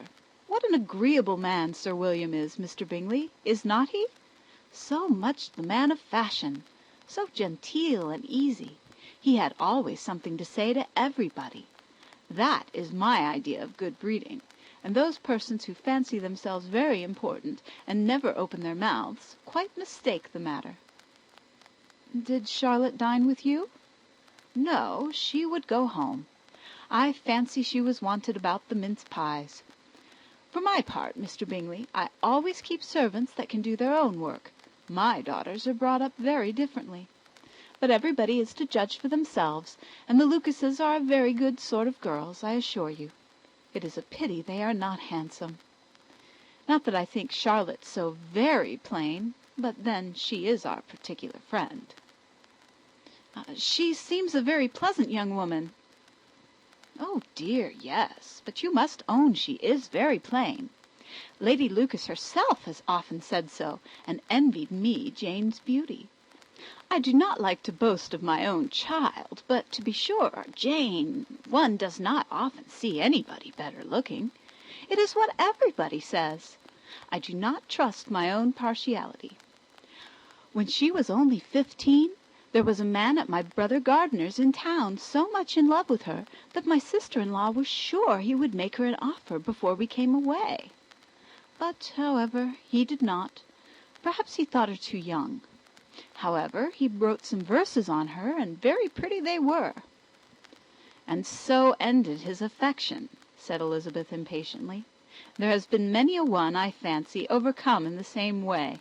I wonder who first discovered the efficacy of poetry in driving away love. I have been used to consider poetry as the food of love, said Darcy. Of a fine, stout, healthy love, it may. Everything nourishes what is strong already. But if it be only a slight, thin sort of inclination, I am convinced that one good sonnet will starve it entirely away. Darcy only smiled, and the general pause which ensued made Elizabeth tremble lest her mother should be exposing herself again. She longed to speak, but could think of nothing to say, and after a short silence, Mrs. Bennet began repeating her thanks to Mr. Bingley for his kindness to Jane, with an apology for troubling him also with Lizzie. Mr. Bingley was unaffectedly civil in his answer, and forced his younger sister to be civil also, and say what the occasion required. She performed her part indeed without much graciousness, but Mrs. Bennet was satisfied, and soon afterwards ordered her carriage. Upon this signal, the youngest of her daughters put herself forward. The two girls had been whispering to each other during the whole visit, and the result of it was that the youngest should tax Mr. Bingley with having promised on his first coming into the country to give a ball at Netherfield. Lydia was a stout, well-grown girl of 15, with a fine complexion and a good-humoured countenance, a favourite with her mother, whose affection had brought her into public at an early age. She had high animal spirits, and a sort of natural self-consequence, which the attention of the officers, to whom her uncle's good dinners and her own easy manners recommended her, had increased into assurance. She was very equal, therefore, to address Mr. Bingley on the subject of the ball, and abruptly reminded him of his promise, adding that it would be the most shameful thing in the world if he did not keep it. His answer to this sudden attack was delightful to their mother's ear. I am perfectly ready, I assure you, to keep my engagement, and when your sister is recovered, you shall, if you please, name the very day of the ball. But you would not wish to be dancing when she is ill. Lydia declared herself satisfied. Oh, yes, it would be much better to wait till Jane was well, and by that time most likely Captain Carter would be at Meryton again. And when you have given your ball, she added, I shall insist on their giving one also. I shall tell Colonel Forster it will be quite a shame if he does not. Mrs. Bennet and her daughters then departed, and Elizabeth returned instantly to Jane, leaving her own and her relations' behaviour to the remarks of the two ladies and Mr. Darcy, the latter of whom, however, could not be prevailed on to join in their censure of her, in spite of all Miss Bingley's witticisms on fine eyes. End of Chapter 9. Chapter 10. The day passed much as the day before had done. Mrs. Hurst and Miss Bingley had spent some hours of the morning with the invalid, who continued, though slowly, to mend, and in the evening Elizabeth joined their party in the drawing-room. The loo table, however, did not appear. Mr. Darcy was writing, and Miss Bingley, seated near him, was watching the progress of his letter and repeatedly calling off his attention by messages to his sister. Mr. Hurst and Mr. Bingley were at piquet, and Mrs. Hurst was observing their game. Elizabeth took up some needlework, and was sufficiently amused in attending to what passed between Darcy and his companion. The perpetual commendations of the lady, either on his handwriting, or on the evenness of his lines, or on the length of his letter, with the perfect unconcern with which her praises were received, formed a curious dialogue, and was exactly in union with her opinion of each. "How delighted Miss Darcy will be to receive such a letter!" He made no answer. "You write uncommonly fast." "You are mistaken. I write rather slowly." "How many letters you must have occasion to write in the course of a year! Letters of business, too. How odious I should think them." "It is fortunate, then, that they fall to my lot instead of yours." "Pray tell your sister that I long to see her." "I have already told her so once, by your desire." "I am afraid you do not like your pen. Let me mend it for you. I mend pens remarkably well." "Thank you, but I always mend my own." "How can you contrive to write so even?" He was silent. "Tell your sister I am delighted to hear of her improvement on the harp, and pray let her know that I am quite in raptures with her beautiful little design for a table, and I think it infinitely superior to Miss Grantley's. Will you give me leave to defer your raptures till I write again? At present I have not room to do them justice." "Oh, it is of no consequence. I shall see her in January. But do you always write such charming long letters to her, Mr. Darcy?" "They are generally long, but whether always charming, it is not for me to determine." "It is a rule with me that a person who can write a long letter with ease cannot write ill." "That will not do for a compliment to Darcy, Caroline," cried her brother, "because he does not write with ease. He studies too much for words of 4 syllables. Do not you, Darcy?" "My style of writing is very different from yours." "Oh," cried Miss Bingley, "Charles writes in the most careless way imaginable. He leaves out half his words, and blots the rest. My ideas flow so rapidly that I have not time to express them, by which means my letters sometimes convey no ideas at all to my correspondents." "Your humility, Mr. Bingley," said Elizabeth, "must disarm reproof." "Nothing is more deceitful," said Darcy, "than the appearance of humility. It is often only carelessness of opinion, and sometimes an indirect boast." "And which do you two call my little recent piece of modesty?" "The indirect boast, for you are really proud of your defects in writing, because you consider them as proceeding from rapidity of thought and carelessness of execution, which, if not estimable, you think at least highly interesting. The power of doing anything with quickness is always prized much by the possessor, and often without any attention to the imperfection of the performance. When you told Mrs. Bennet this morning that if you ever resolved upon quitting Netherfield, you should be gone in 5 minutes, you meant it to be a sort of panegyric, of compliment to yourself. And yet what is there so very laudable in a precipitance which must leave very necessary business undone, and can be of no real advantage to yourself or anyone else?" "Nay," cried Bingley, "this is too much, to remember at night all the foolish things that were said in the morning. And yet, upon my honour, I believe what I said of myself to be true, and I believe it at this moment. At least, therefore, I did not assume the character of needless precipitance merely to show off before the ladies." I dare say you believed it, but I am by no means convinced that you would be gone with such celerity. Your conduct would be quite as dependent on chance as that of any man I know. And if, as you were mounting your horse, a friend were to say, "Bingley, you had better stay till next week," you would probably do it. You would probably not go, and at another word might stay a month. "You have only proved by this," cried Elizabeth, "that Mr. Bingley did not do justice to his own disposition. You have shown him off now much more than he did himself." "I am extremely gratified," said Bingley, "by your converting what my friend says into a compliment on the sweetness of my temper. But I am afraid you are giving it a turn which that gentleman did by no means intend, for he would certainly think better of me if under such a circumstance I were to give a flat denial and ride off as fast as I could." "Would Mr. Darcy then consider the rashness of your original intentions as atoned for by your obstinacy in adhering to it?"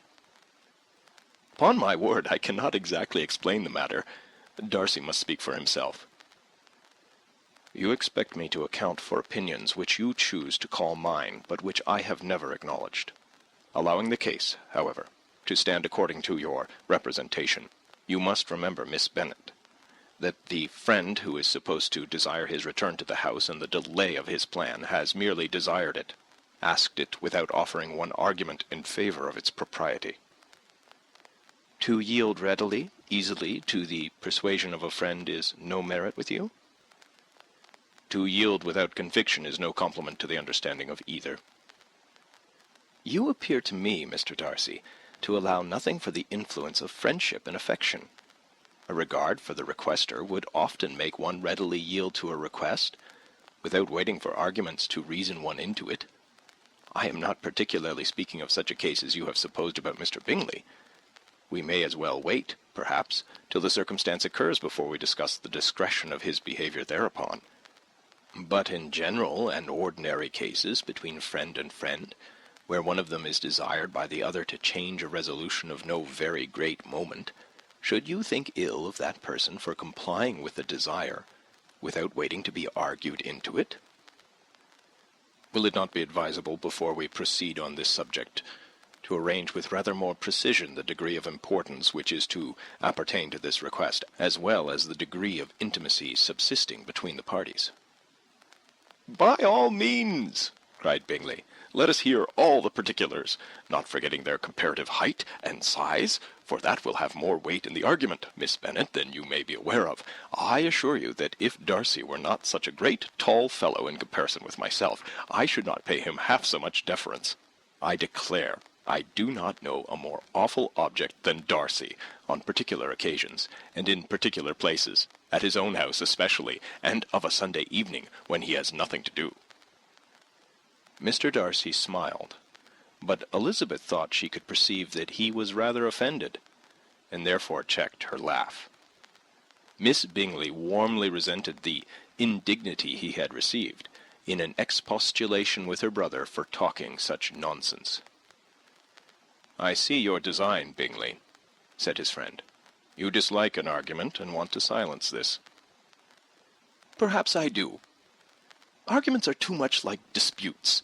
If you and Miss Bennet will defer yours till I am out of the room, I shall be very thankful, and then you may say whatever you like of me." "What you ask," said Elizabeth, "is no sacrifice on my side, and Mr. Darcy had much better finish his letter." Mr. Darcy took her advice, and did finish his letter. When that business was over, he applied to Miss Bingley and Elizabeth for an indulgence of some music. Miss Bingley moved with some alacrity to the pianoforte, and, after a polite request that Elizabeth would lead the way, which the other as politely and more earnestly negatived, she seated herself. Mrs. Hurst sang with her sister, and while they were thus employed, Elizabeth could not help observing, as she turned over some music books that lay on the instrument, how frequently Mr. Darcy's eyes were fixed on her. She hardly knew how to suppose that she could be an object of admiration to so great a man, and yet that he should look at her because he disliked her was still more strange. She could only imagine, however, at last, that she drew his notice because there was something wrong and reprehensible, according to his ideas of right, than in any other person present. The supposition did not pain her. She liked him too little to care for his approbation. After playing some Italian songs, Miss Bingley varied the charm by a lively Scotch air, and soon afterwards Mr. Darcy, drawing near Elizabeth, said to her, "Do not you feel a great inclination, Miss Bennet, to seize such an opportunity of dancing a reel?" She smiled, but made no answer. He repeated the question with some surprise at her silence. "Oh," she said, "I heard you before, but I could not immediately determine what to say in reply. You wanted me, I know, to say yes, that you might have the pleasure of despising my taste. But I always delight in overthrowing those kind of schemes, and cheating a person of their premeditated contempt. I have, therefore, made up my mind to tell you that I do not want to dance a reel at all, and now despise me if you dare." "Indeed, I do not dare." Elizabeth, having rather expected to affront him, was amazed at his gallantry, but there was a mixture of sweetness and archness in her manner which made it difficult for her to affront anybody, and Darcy had never been so bewitched by any woman as he was by her. He really believed that were it not for the inferiority of her connections, he should be in some danger. Miss Bingley saw, or suspected enough to be jealous, and her great anxiety for the recovery of her dear friend Jane received some assistance from her desire of getting rid of Elizabeth. She often tried to provoke Darcy into disliking her guest, by talking of their supposed marriage, and planning his happiness in such an alliance. "I hope," she said, as they were walking together in the shrubbery the next day, "you will give your mother-in-law a few hints, when this desirable event takes place, as to the advantage of holding her tongue, and if you can compass it, do assure the younger girls of running after officers, and if I may mention so delicate a subject, endeavour to check that little something bordering on conceit and impertinence which your lady possesses." "Have you anything else to propose for my domestic felicity?" "Oh, yes. Do let the portraits of your uncle and Aunt Phillips be placed in the gallery at Pemberley. Put them next to your great-uncle, the judge. They are in the same profession, you know, only in different lines. As for your Elizabeth's picture, you must not have it taken, for what painter could do justice to those beautiful eyes?" "It would not be easy indeed to catch their expression, but their colour and shape, and the eyelashes, so remarkably fine, might be copied." At that moment they were met from another walk by Mrs. Hurst and Elizabeth herself. "I did not know that you intended to walk," said Miss Bingley in some confusion lest they had been overheard. "You used us abominably ill," answered Mrs. Hurst, "running away without telling us that you were coming out." Then, taking the disengaged arm of Mr. Darcy, she left Elizabeth to walk by herself. The path just admitted 3. Mr. Darcy felt their rudeness, and immediately said, "This walk is not wide enough for our party. We had better go into the avenue." But Elizabeth, who had not the least inclination to remain with them, laughingly answered, "No, no, stay where you are. You are charmingly grouped, and appear to uncommon advantage. The picturesque would be spoilt by admitting a 4th. Good-bye." She then ran gaily off, rejoicing as she rambled about, in the hope of being at home again in a day or 2. Jane was already so much recovered as to intend leaving her room for a couple of hours that evening. End of Chapter 10. Chapter 11. When the ladies removed after dinner, Elizabeth ran up to her sister, and seeing her well guarded from cold, attended her into the drawing-room, where she was welcomed by her 2 friends with many professions of pleasure, and Elizabeth had never seen them so agreeable as they were during the hour which passed before the gentlemen appeared. Their powers of conversation were considerable. They could describe an entertainment with accuracy, relate an anecdote with humour, and laugh at their acquaintance with spirit. But when the gentleman entered, Jane was no longer the first object. Miss Bingley's eyes were instantly turned toward Darcy, and she had something to say to him before he had advanced many steps. He addressed himself to Miss Bennet with a polite congratulation. Mr. Hurst also made her a slight bow, and said he was very glad, but diffuseness and warmth remained for Bingley's salutation. He was full of joy and attention. The first half-hour was spent in piling up the fire, lest she should suffer from the change of room, and she removed at his desire to the other side of the fireplace, that she might be further from the door. He then sat down by her, and talked scarcely to anyone else. Elizabeth, at work in the opposite corner, saw it all with great delight. When the tea was over, Mr. Hurst reminded his sister-in-law of the card-table, but in vain. She had obtained private intelligence that Mr. Darcy did not wish for cards, and Mr. Hurst soon found even his open petition rejected. She assured him that no one intended to play, and the silence of the whole party on the subject seemed to justify her. Mr. Hurst had therefore nothing to do but to stretch himself on one of the sofas and go to sleep. Darcy took up a book. Miss Bingley did the same, and Mrs. Hurst, principally occupied in playing with her bracelets and rings, joined now and then in her brother's conversation with Miss Bennet. Miss Bingley's attention was quite as much engaged in watching Mr. Darcy's progress through his book as in reading her own, and she was perpetually either making some inquiry or looking at his page. She could not win him, however, to any conversation. He merely answered her question and read on. At length, quite exhausted by the attempt to be amused with her own book, which she had only chosen because it was the second volume of his, she gave a great yawn and said, "How pleasant it is to spend an evening in this way! I declare, after all, there is no enjoyment like reading. How much sooner one tires of anything than of a book! When I have a house of my own, I shall be miserable if I have not an excellent library." No one made any reply. She then yawned again, threw aside her book, and cast her eyes round the room in quest for some amusement. When hearing her brother mentioning a ball to Miss Bennet, she turned suddenly towards him and said, "By the by, Charles, are you really serious in meditating a dance at Netherfield?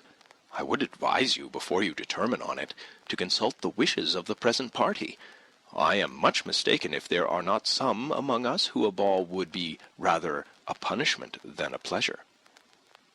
"If you mean Darcy," cried her brother, "he may go to bed if he chooses, before it begins.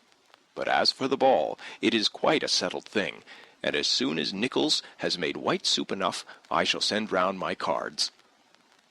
"I should like balls infinitely better," she replied, "if they were carried on in a different manner. But there is something insufferably tedious in the usual process of such a meeting. It would surely be much more rational if conversation instead of dancing were made the order of the day." "Much more rational, my dear Caroline, I dare say, but it would not be near so much like a ball." Miss Bingley made no answer, and soon afterwards she got up and walked about the room. Her figure was elegant, and she walked well, but Darcy, at whom it was all aimed, was still inflexibly studious.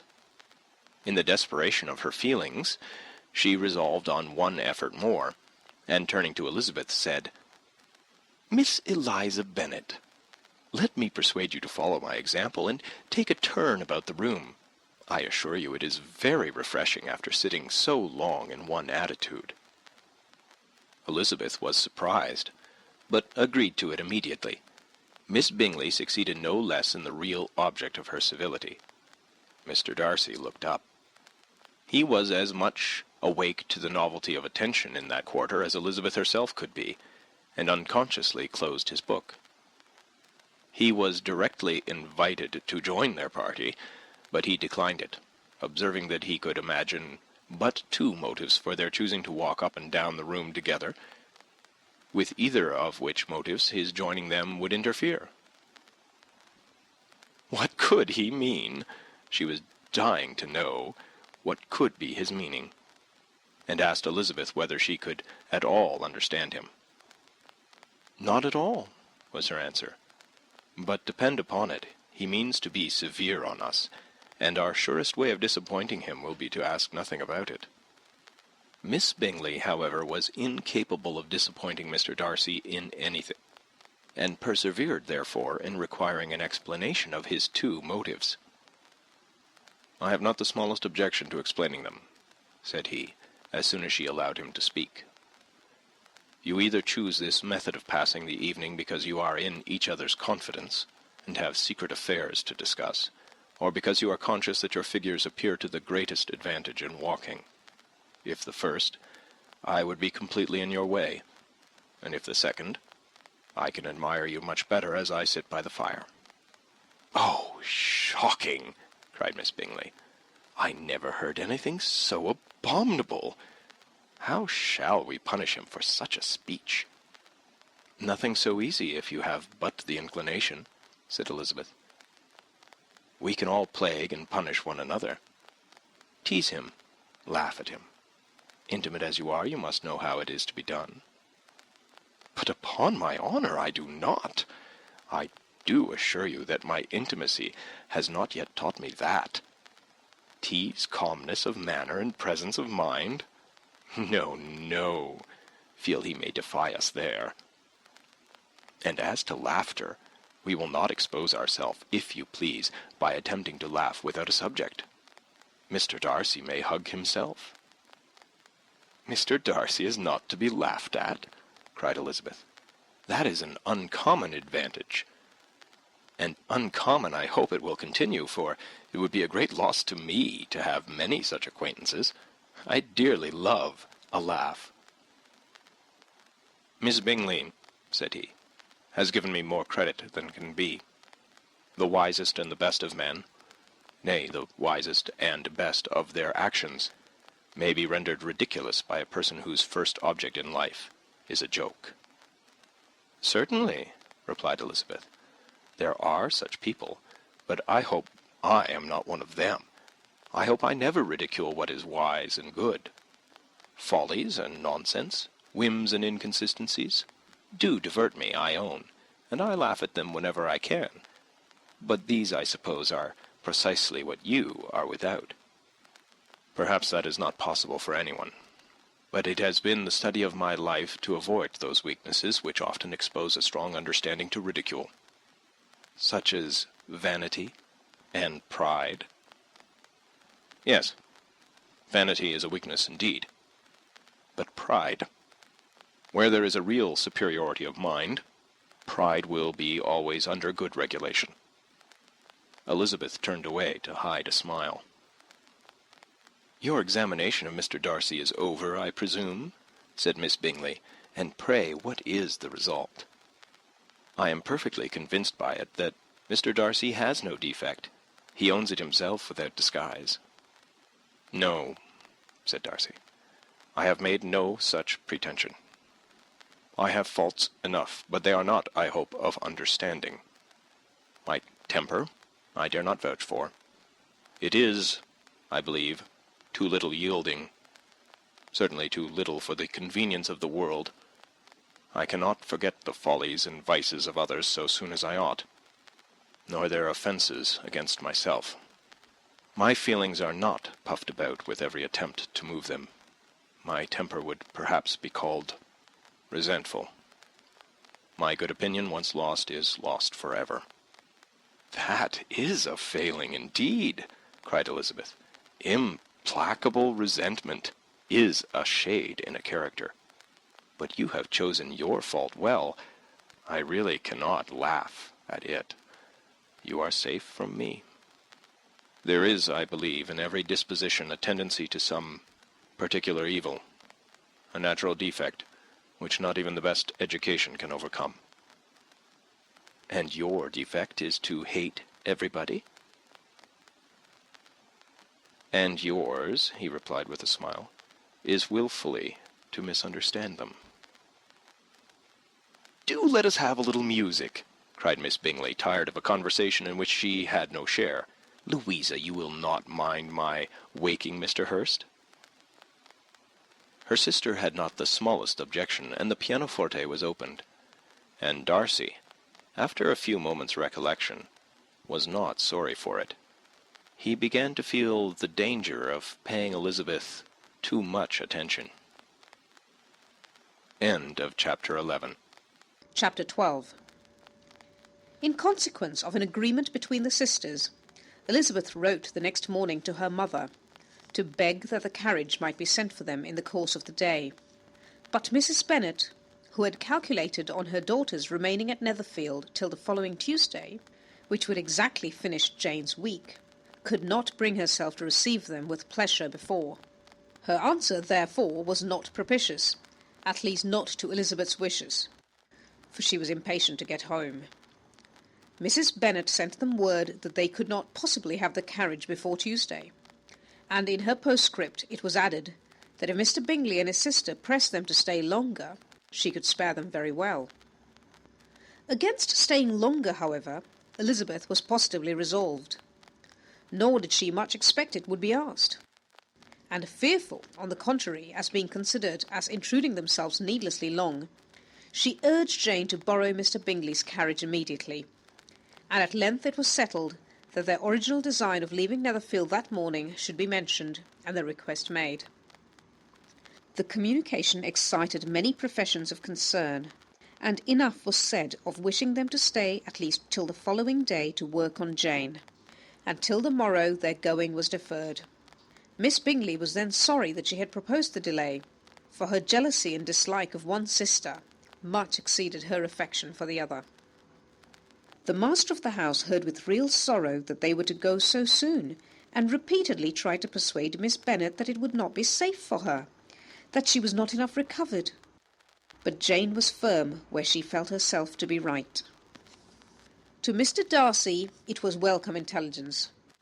Elizabeth had been at Netherfield long enough. She attracted him more than he liked, and Miss Bingley was uncivil to her, and more teasing than usual to himself. He wisely resolved to be particularly careful that no sign of admiration should now escape him, nothing that could elevate her with the hope of influencing his felicity. Sensible that if such an idea had been suggested, his behaviour during the last day must have material weight in confirming or crushing it. Steady to his purpose, he scarcely spoke 10 words to her through the whole of Saturday, and though they were at one time left by themselves for half an hour, he adhered most conscientiously to his book, and would not even look at her. On Sunday, after morning service, the separation, so agreeable to almost all, took place. Miss Bingley's civility to Elizabeth increased at last very rapidly, as well as her affection for Jane, and when they parted, after assuring the latter of the pleasure it would always give her to see her either at Longbourn or at Netherfield, and embracing her most tenderly, she even shook hands with the former. Elizabeth took leave of the whole party in the liveliest spirits. They were not welcomed home very cordially by their mother. Mrs. Bennet wondered at their coming, and thought them very wrong to give so much trouble, and was sure Jane would have caught cold again. But their father, though very laconic in his expressions of pleasure, was really glad to see them. He had felt their importance in the family circle. The evening conversation, when they were all assembled, had lost much of its animation and almost all its sense by the absence of Jane and Elizabeth. They found Mary, as usual, deep in the study of thorough base and human nature, and had some new extracts to admire and some new observations of threadbare morality to listen to. Catherine and Lydia had information for them of a different sort. Much had been done and much had been said in the regiment since the preceding Wednesday. Several of the officers had dined lately with their uncle, a private had been flogged, and it had actually been hinted that Colonel Forster was going to be married. Chapter 13. "I hope, my dear," said Mr. Bennet to his wife, as they were at breakfast the next morning, "that you have ordered a good dinner today, because I have reason to expect an addition to our family party." "Who do you mean, my dear? I know of nobody that is coming. I am sure, unless Charlotte Lucas should happen to call in, and I hope my dinners are good enough for her. I do not believe she often sees such at home. The person of whom I speak is a gentleman and a stranger." Mrs. Bennet's eyes sparkled. "A gentleman and a stranger? It is Mr. Bingley, I'm sure. Why, Jane, you never dropped a word of this, you sly thing. Well, I'm sure I shall be extremely glad to see Mr. Bingley. But, good Lord, how unlucky! There is not a bit of fish to be got today. Lydia, my love, ring the bell. I must speak to Hill this moment." "It is not Mr. Bingley," said her husband.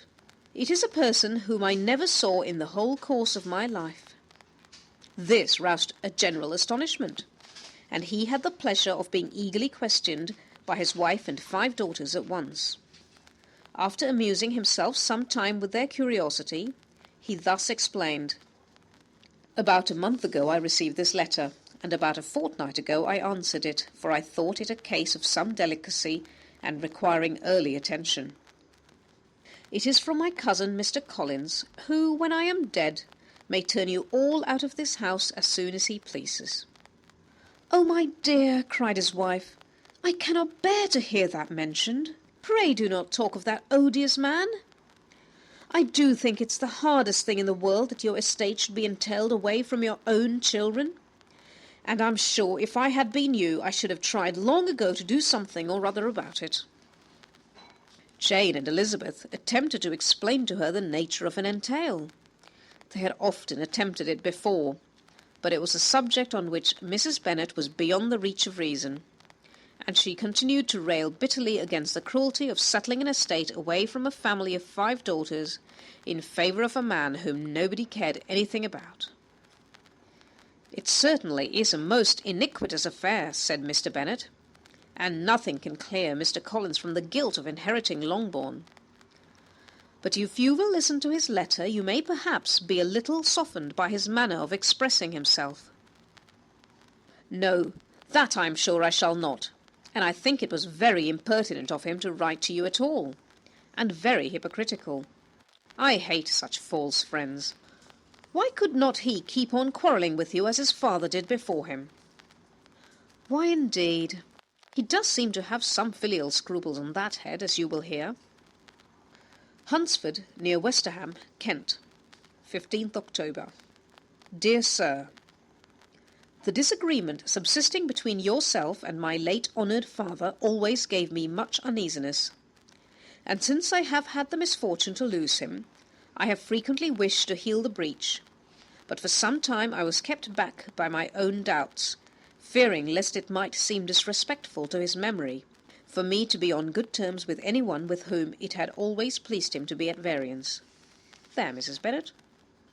My mind, however, is now made up on the subject, for having received ordination at Easter, I have been so fortunate as to be distinguished by the patronage of the Right Honourable Lady Catherine de Bourgh, widow of Sir Lewis de Bourgh, whose bounty and beneficence has preferred me to the valuable rectory of this parish, where it shall be my earnest endeavour to demean myself with grateful respect towards her ladyship, and be ever ready to perform those rites and ceremonies which are instituted by the Church of England. As a clergyman, moreover, I feel it my duty to promote and establish the blessing of peace in all families within the reach of my influence. And on these grounds I flatter myself that my present overtures of goodwill are highly commendable, and that the circumstance of my being next in the entail of Longbourn estate will be kindly overlooked on your side, and not lead you to reject the offered olive branch. I cannot be otherwise than concerned at being the means of injuring your amiable daughters, and beg leave to apologize for it, as well as to assure you of my readiness to make them every possible amends, but of this hereafter. If you should have no objection to receive me into your house, I propose myself the satisfaction of waiting on you and your family Monday, November 18th, by 4 o'clock. and shall probably trespass on your hospitality till the Saturday se'nnight following, which I can do without any inconvenience, as Lady Catherine is far from objecting to my occasional absence on a Sunday, providing that some other clergyman is engaged to do the duty of the day. I remain, dear sir, with respectful compliments to your lady and daughters, your well-wisher and friend, William Collins. At 4 o'clock, therefore, we may expect this peacemaking gentleman, said Mr. Bennet as he folded up the letter. He seems to be a most conscientious and polite young man, upon my word, and I doubt not will prove a valuable acquaintance, especially if Lady Catherine should be so indulgent as to let him come to us again. There is some sense in what he says about the girls, however, and if he is disposed to make them any amends, I shall not be the person to discourage him. Though it is difficult, said Jane, to guess in what way he can mean to make us the atonement he thinks our due. The wish is certainly to his credit. Elizabeth was chiefly struck with his extraordinary deference for Lady Catherine, and his kind intention of christening, marrying, and burying his parishioners whenever it were required. He must be an oddity, I think, said she. I cannot make him out. There is something very pompous in his style. And what can he mean by apologizing for being next in the entail? We cannot suppose he would help it if he could. Can he be a sensible man, sir? No, my dear, I think not. I have great hopes of finding him quite the reverse. There is a mixture of civility and self-importance in his letter which promises well. I am impatient to see him. In point of composition, said Mary, his letter does not seem defective. The idea of the olive branch, perhaps, is not wholly new, yet I think it is well expressed. To Catherine and Lydia, neither the letter nor its writer were in any degree interesting. It was next to impossible that their cousin should come in a scarlet coat, and it was now some weeks since they had received pleasure from the society of a man in any other colour. As for their mother, Mr. Collins' letter had done away with much of her ill will, and she was preparing to see him with a degree of composure which astonished her husband and daughters. Mr. Collins was punctual to his time, and was received with great politeness by the whole family. Mr. Bennet indeed said little, but the ladies were ready enough to talk, and Mr. Collins seemed neither in need of encouragement nor inclined to be silent himself. He was a tall, heavy-looking young man of 25. His air was grave and stately, and his manners were very formal. He had not been seated long before he complimented Mrs. Bennet on having so fine a family of daughters, said he had heard much of their beauty, but that in this instance fame had fallen short of the truth, and added that he did not doubt her seeing them all in due time well disposed of in marriage. This gallantry was not much to the taste of some of his hearers, but Mrs. Bennet, who quarrelled with no compliments, answered most readily.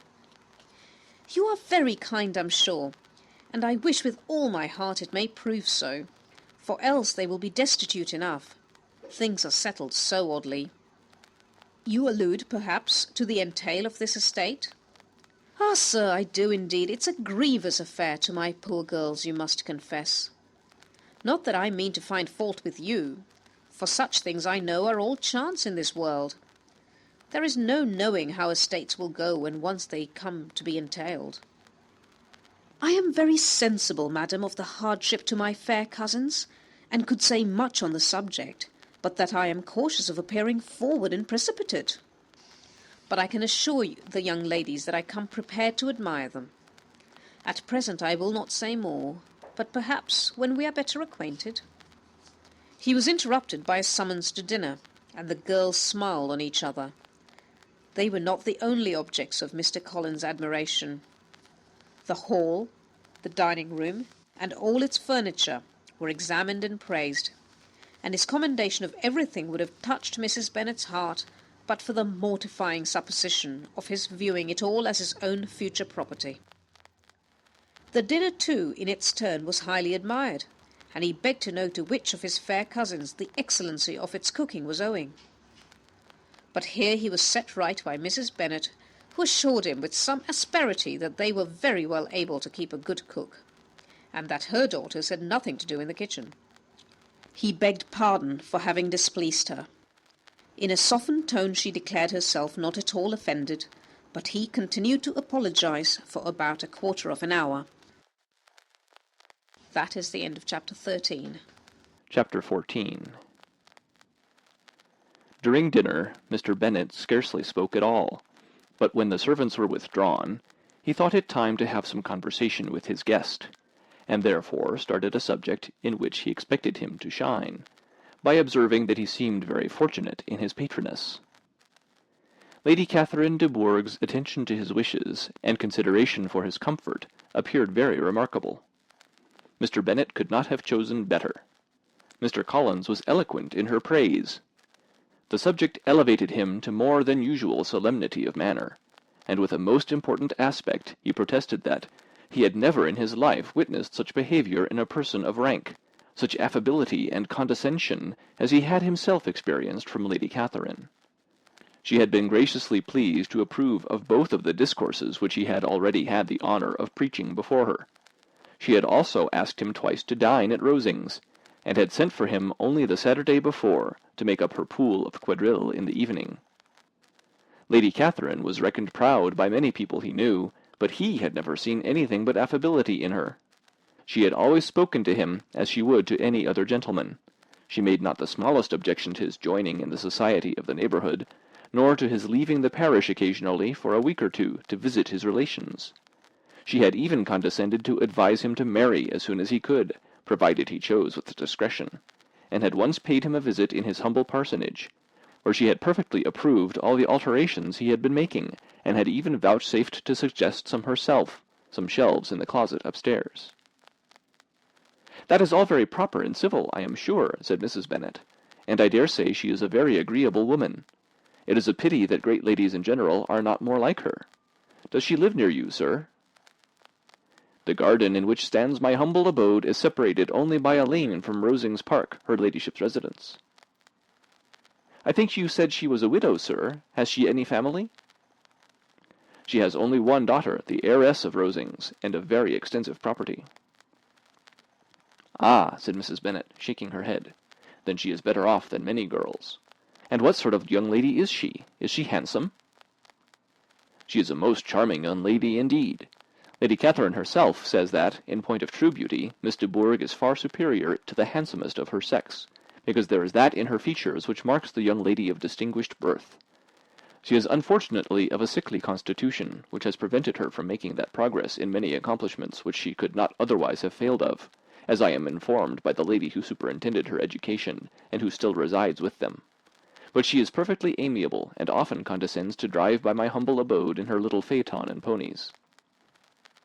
"Has she been presented? I do not remember her name among the ladies at court."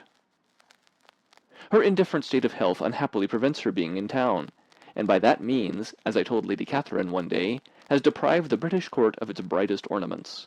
Her ladyship seemed pleased with the idea, and you may imagine that I am happy on every occasion to offer those little delicate compliments which are always acceptable to ladies.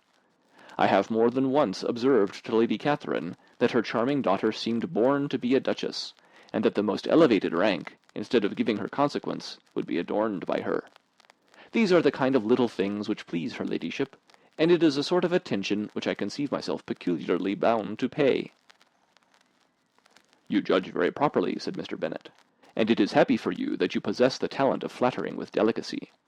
May I ask whether these pleasing attentions proceed from the impulse of the moment, or are the result of previous study?" "They arise chiefly from what is passing at the time, and though I sometimes amuse myself with suggesting and arranging such little elegant compliments as may be adapted to ordinary occasions, I always wish to give them as unstudied an air as possible." Mr. Bennet's expectations were fully answered. His cousin was as absurd as he had hoped, and he listened to him with the keenest enjoyment, maintaining at the same time the most resolute composure of countenance, and, except in an occasional glance at Elizabeth, requiring no partner in his pleasure. By tea-time, however, the dose had been enough, and Mr. Bennet was glad to take his guest into the drawing-room again, and, when tea was over, glad to invite him to read aloud to the ladies. Mr. Collins readily assented, and a book was produced. But, on beholding it, for everything announced it to be from a circulating library, he started back, and begging pardon, protested that he never read novels. Kitty stared at him, and Lydia exclaimed. Other books were produced, and after some deliberation he chose Fordyce's Sermons. Lydia gaped as he opened the volume, and before he had, with very monotonous solemnity, read 3 pages, she interrupted him with, "Do you know, mamma, that my Uncle Phillips talks of turning away Richard, and if he does, Colonel Forster will hire him. My aunt told me so herself on Saturday. I shall walk to Meryton tomorrow to hear more about it, and to ask when Mr. Denny comes back from town." Lydia was bid by her 2 eldest sisters to hold her tongue, but Mr. Collins, much offended, laid aside his book, and said, "I have often observed how little young ladies are interested by books of a serious stamp, though written solely for their benefit. It amazes me, I confess, for certainly there can be nothing so advantageous to them as instruction. But I will no longer importune my young cousin." Then, turning to Mr. Bennet, he offered himself as his antagonist at backgammon. Mr. Bennet accepted the challenge, observing that he acted very wisely in leaving the girls to their own trifling amusements. Mrs. Bennet and her daughters apologized most civilly for Lydia's interruption, and promised that it should not occur again if he would resume his book. But Mr. Collins, after assuring them that he bore his young cousin no ill will, and should never resent her behaviour as any affront, seated himself at another table with Mr. Bennet, and prepared for backgammon. Chapter 15. Mr. Collins was not a sensible man, and the deficiency of nature had been but little assisted by education or society, the greatest part of his life having been spent under the guidance of an illiterate and miserly father, and though he belonged to one of the universities, he had merely kept the necessary terms, without forming at it any useful acquaintance. The subjection in which his father had brought him up had given him originally great humility of manner, but it was now a good deal counteracted by the self-conceit of a weak head, living in retirement, and the consequential feelings of early and unexpected prosperity. A fortunate chance had recommended him to Lady Catherine de Bourgh when the living of Hunsford was vacant, and the respect which he felt for her high rank, and his veneration for her as his patroness, mingling with a very good opinion of himself, of his authority as a clergyman, and his right as a rector, made him altogether a mixture of pride and obsequiousness, self-importance and humility. Having now a good house and a very sufficient income, he intended to marry, and in seeking a reconciliation with the Longbourn family he had a wife in view, as he meant to choose one of the daughters, if he found them as handsome and amiable as they were represented by common report. This was his plan of amends, of atonement, for inheriting their father's estate, and he thought it an excellent one, full of eligibility and suitableness, and excessively generous and disinterested on his own part. His plan did not vary on seeing them. Miss Bennet's lovely face confirmed his views, and established all his strictest notions of what was due to seniority, and for the first evening she was his settled choice. The next morning, however, made an alteration, for in a quarter of an hour's tete-a-tete with Mrs. Bennet before breakfast, a conversation beginning with his parsonage house, and leading naturally to the avowal of his hopes that a mistress might be found for it at Longbourn, produced from her, amid very complaisant smiles and general encouragement, a caution against the very Jane he had fixed on. As to her younger daughters, she could not take it upon her to say, she could not positively answer, but she did not know of any prepossession. Her eldest daughter, she must just mention, she felt it incumbent on her to hint, was likely to be very soon engaged. Mr. Collins had only to change from Jane to Elizabeth, and it was soon done while Mrs. Bennet was stirring the fire. Elizabeth, equally next to Jane in birth and beauty, succeeded her, of course. Mrs. Bennet treasured up the hint, and trusted that she might soon have 2 daughters married, and the man whom she could not bear to speak of the day before was now high in her good graces. Lydia's intention of walking to Meryton was not forgotten. Every sister except Mary agreed to go with her, and Mr. Collins was to attend them, at the request of Mr. Bennet, who was most anxious to get rid of him, and have his library to himself. For thither Mr. Collins had followed him after breakfast, and there he would continue, nominally engaged with one of the largest folios in the collection, but really talking to Mr. Bennet, with little cessation, of his house and garden at Hunsford. Such doings discomposed Mr. Bennet exceedingly. In his library he had been always sure of leisure and tranquillity, and though prepared, as he told Elizabeth, to meet with folly and conceit in every other room of the house, he was used to be free from them there. His civility therefore was most prompt in inviting Mr. Collins to join his daughters in their walk, and Mr. Collins, being in fact much better fitted for a walker than a reader, was extremely pleased to close his large book and go. In pompous nothings on his side, and civil assents on that of his cousins, their time passed till they entered Meryton. The attention of the younger ones was then no longer to be gained by him.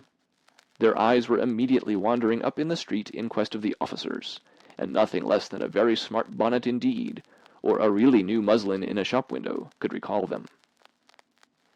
But the attention of every lady was soon caught by a young man, whom they had never seen before, of most gentlemanlike appearance, walking with another officer on the other side of the way. The officer was the very Mr. Denny concerning whose return from London Lydia came to inquire, and he bowed as they passed.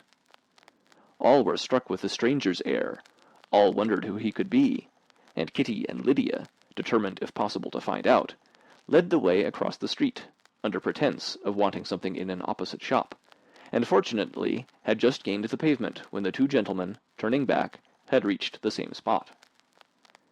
Mr. Denny addressed them directly, and entreated permission to introduce his friend, Mr. Wickham, who had returned with him the day before from town, and, he was happy to say, had accepted a commission in their corps. This was exactly as it should be, for the young man wanted only regimentals to make him completely charming. His appearance was greatly in his favour. He had all the best part of beauty, a fine countenance, a good figure, and very pleasing address. The introduction was followed up on his side by a happy readiness of conversation, a readiness at the same time perfectly correct and unassuming, and the whole party was still standing and talking together very agreeably, when the sound of horses drew their notice, and Darcy and Bingley were seen riding down the street. On distinguishing the ladies of the group, the two gentlemen came directly towards them, and began the usual civilities. Bingley was the principal spokesman, and Miss Bennet the principal object. He was then, he said, on his way to Longbourn, on purpose to inquire after her. Mr. Darcy corroborated it with a bow, and was beginning to determine not to fix his eyes on Elizabeth, when they were suddenly arrested by the sight of the stranger, and Elizabeth, happening to see the countenance of both as they looked at each other, was all astonishment at the effect of the meeting. Both changed colour. One looked white, the other red. Mr. Wickham, after a few moments, touched his hat, a salutation which Mr. Darcy just deigned to return. What could be the meaning of it? It was impossible to imagine. It was impossible not to long to know. In another minute Mr. Bingley, but without seeming to have noticed what passed, took leave and rode on with his friend. Mr. Denny and Mr. Wickham walked with the young ladies to the door of Mr. Phillips's house, and then made their bows, in spite of Miss Lydia's pressing entreaties that they should come in, and even in spite of Mrs. Phillips's throwing up the parlour window and loudly seconding the invitation.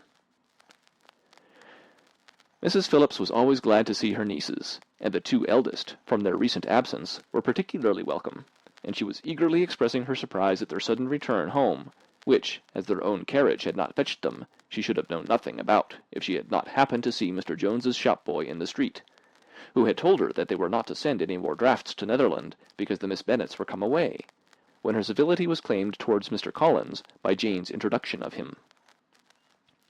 She received him with her very best politeness, which he returned with as much more, apologizing for his intrusion, without any previous acquaintance with her, which he could not help flattering himself, however, might be justified by his relationship to the young ladies who introduced him to her notice.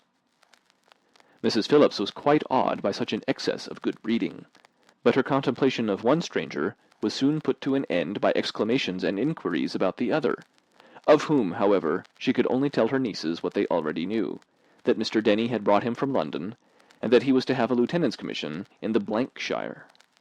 She had been watching him the last hour, she said, as he walked up and down the street, and had Mr. Wickham appeared, Kitty and Lydia would certainly have continued the occupation, but unluckily no one passed windows now, except a few of the officers, who, in comparison with the stranger, were become stupid, disagreeable fellows. Some of them were to dine with the Phillipses the next day, and their aunt promised to make her husband call on Mr. Wickham, and give him an invitation also, if the family from Longbourn would come in the evening. This was agreed to, and Mrs. Phillips protested that they would have a nice, comfortable, noisy game of lottery tickets, and a little bit of hot supper afterwards. The prospect of such delights was very cheering, and they parted in mutual good spirits. Mr. Collins repeated his apologies in quitting the room, and was assured with unwearying civility that they were perfectly needless. As they walked home, Elizabeth related to Jane what she had seen pass between the two gentlemen, but though Jane would have defended either or both had they appeared to be in the wrong, she could no more explain such behavior than her sister. Mr. Collins, on his return, highly gratified Mrs. Bennet by admiring Mrs. Phillips's manners and politeness.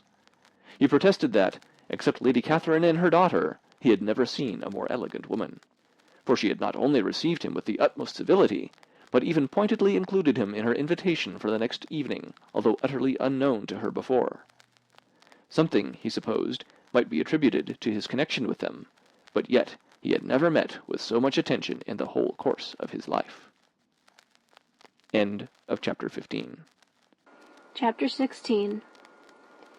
As no objection was made to the young people's engagement with their aunt, and all Mr. Collins' scruples of leaving Mr. and Mrs. Bennet for a single evening during his visit were most steadily resisted, the coach conveyed him and his 5 cousins at a suitable hour to Meryton, and the girls had the pleasure of hearing, as they entered the drawing-room, that Mr. Wickham had accepted their uncle's invitation, and was then in the house. When this information was given, and they had all taken their seats, Mr. Collins was at leisure to look around him and admire, and he was so much struck with the size and furniture of the apartment that he declared he might almost have supposed himself in the small summer breakfast parlour at Rosings, a comparison that did not at first convey much gratification, but when Mrs. Phillips understood from him what Rosings was, and who was its proprietor, when she had listened to the description of only one of Lady Catherine's drawing-rooms, and found that the chimney-piece alone had cost £800, she felt all the force of the compliment, and would hardly have resented a comparison with the housekeeper's room.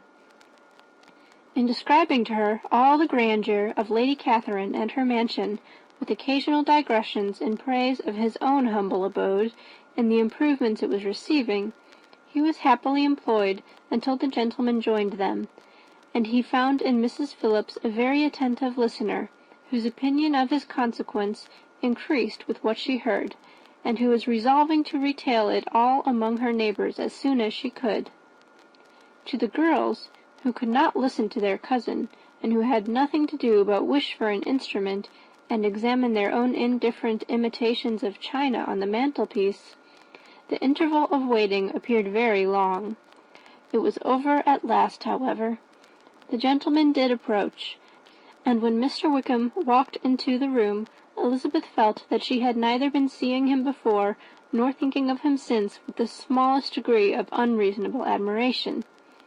The officers of the shire were in general a very creditable, gentlemanlike set, and the best of them were of the present party, but Mr. Wickham was as far beyond them all in person, countenance, air, and walk, as they were superior to the broad-faced, stuffy Uncle Phillips, breathing port wine, who followed them into the room.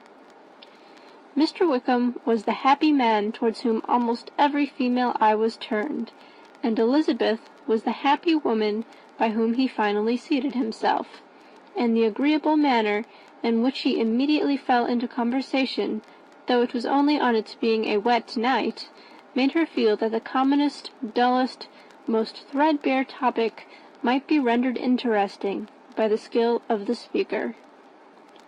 With such rivals for the notice of the fair as Mr. Wickham and the officers, Mr. Collins seemed to sink into insignificance. To the young ladies he certainly was nothing, but he had still at intervals a kind listener in Mrs. Phillips, and was by her watchfulness most abundantly supplied with coffee and muffin.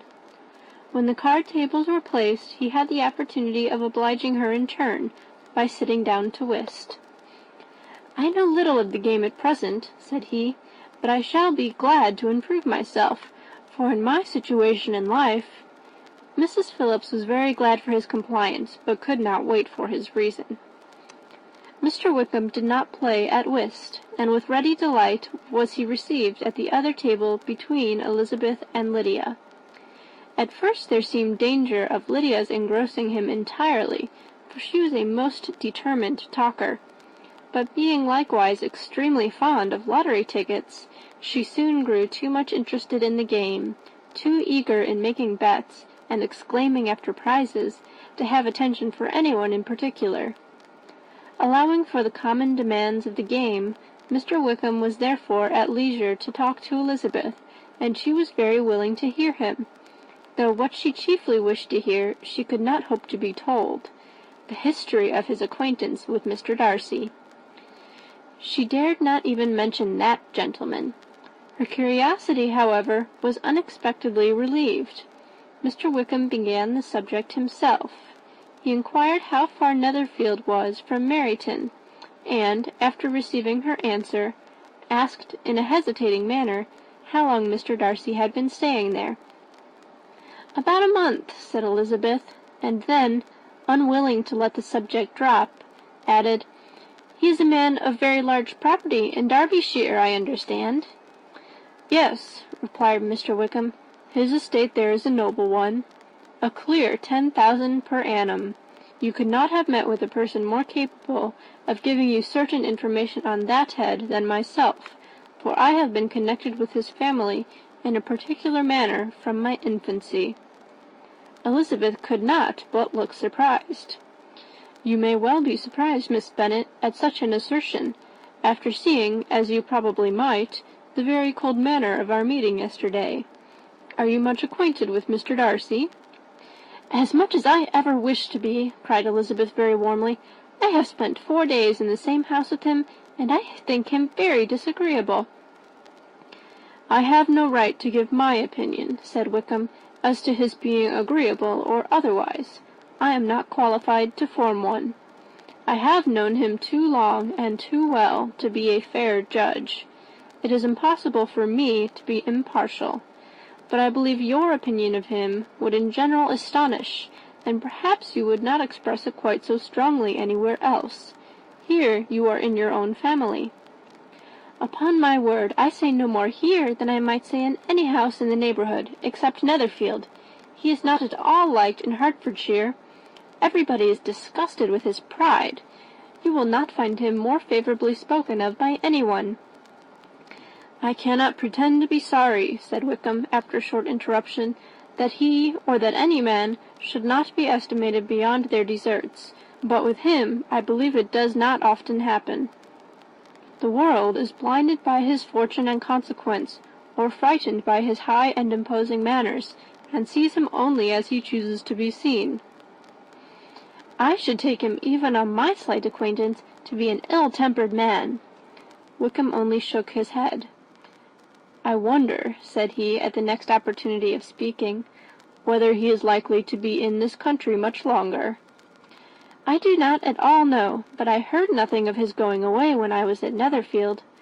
I hope your plans in favour of the shire will not be affected by his being in the neighbourhood." "Oh, no, it is not for me to be driven away by Mr. Darcy. If he wishes to avoid seeing me, he must go. We are not on friendly terms, and it always gives me pain to meet him, but I have no reason for avoiding him, but what I might proclaim before all the world, a sense of very great ill-usage, and most painful regrets at his being what he is. His father, Miss Bennet, the late Mr. Darcy, was one of the best men that ever breathed, and the truest friend I ever had, and I can never be in company with this Mr. Darcy without being grieved to the soul by 1,000 tender recollections. His behaviour to myself has been scandalous, but I verily believe I could forgive him anything and everything, rather than his disappointing the hopes and disgracing the memory of his father." Elizabeth found the interest of the subject increase, and listened with all her heart, but the delicacy of it prevented further inquiry. Mr. Wickham began to speak on more general topics, Meryton, the neighbourhood, the society, appearing highly pleased with all that he had yet seen, and speaking of the latter with gentle but very intelligible gallantry. It was the prospect of constant society, and good society, he added, which was my chief inducement to enter the shire. I knew it to be a most respectable, agreeable corps, and my friend Denny tempted me further by his account of their present quarters, and the very great attentions and excellent acquaintances Meryton had procured them. Society, I own, is necessary to me. I have been a disappointed man, and my spirits will not bear solitude. I must have employment and society. A military life is not what I was intended for, but circumstances have now made it eligible. The church ought to have been my profession. I was brought up for the church, and I should at this time have been in possession of a most valuable living, had it pleased the gentleman we were speaking of just now. Indeed!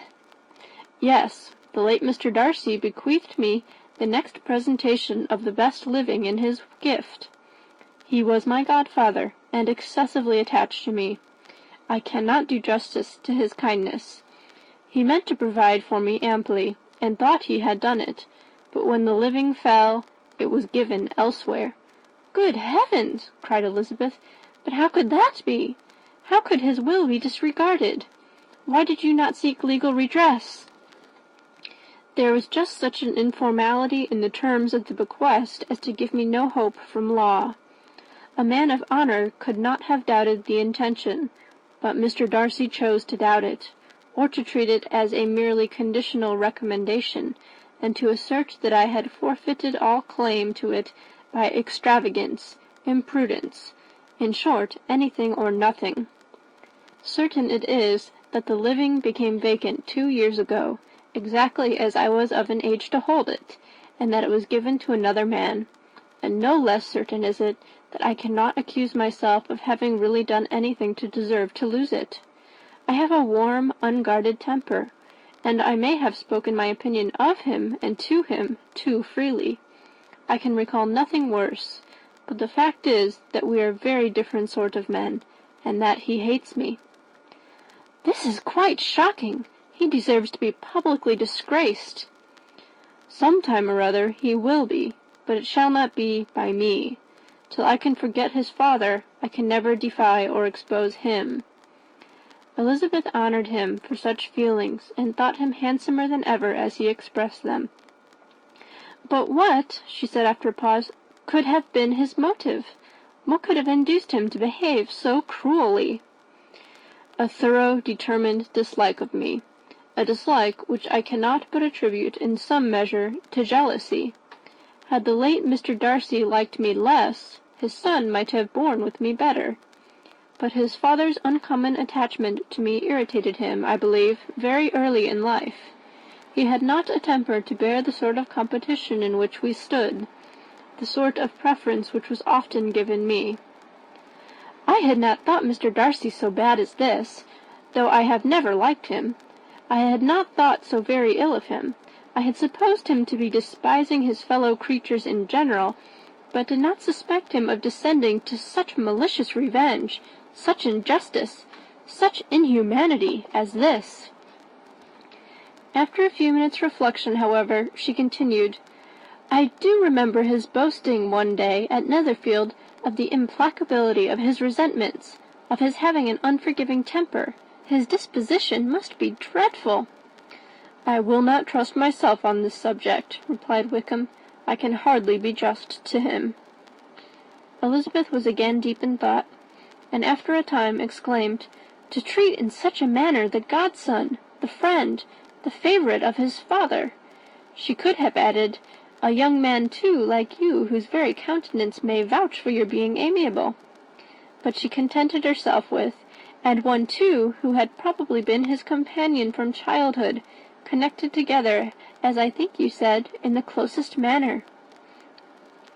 We were born in the same parish, within the same park, the greatest part of our youth was passed together, inmates of the same house, sharing the same amusements, objects of the same parental care.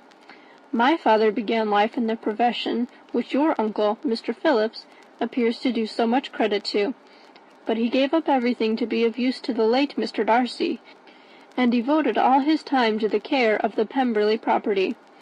He was most highly esteemed by Mr. Darcy, a most intimate confidential friend.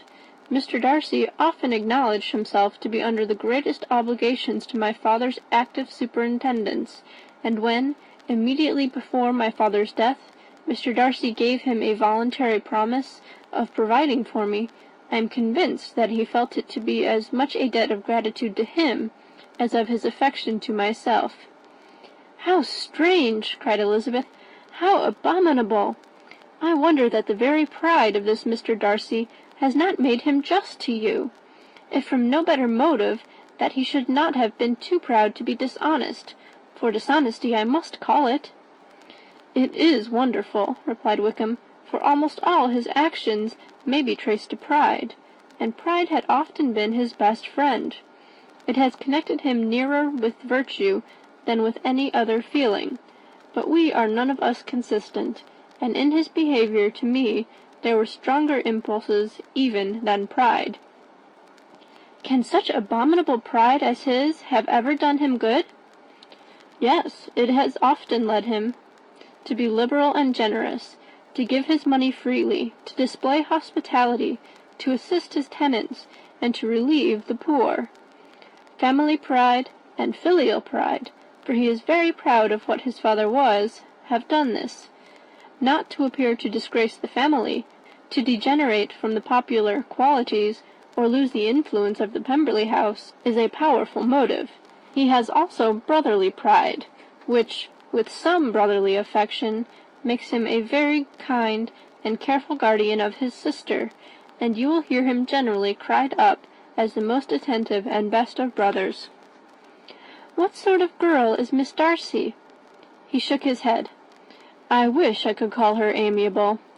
It gives me pain to speak ill of a Darcy, but she is too much like her brother, very, very proud.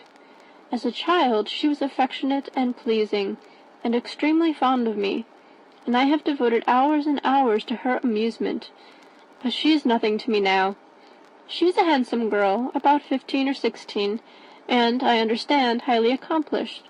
Since her father's death her home has been London, where a lady lives with her and superintends her education."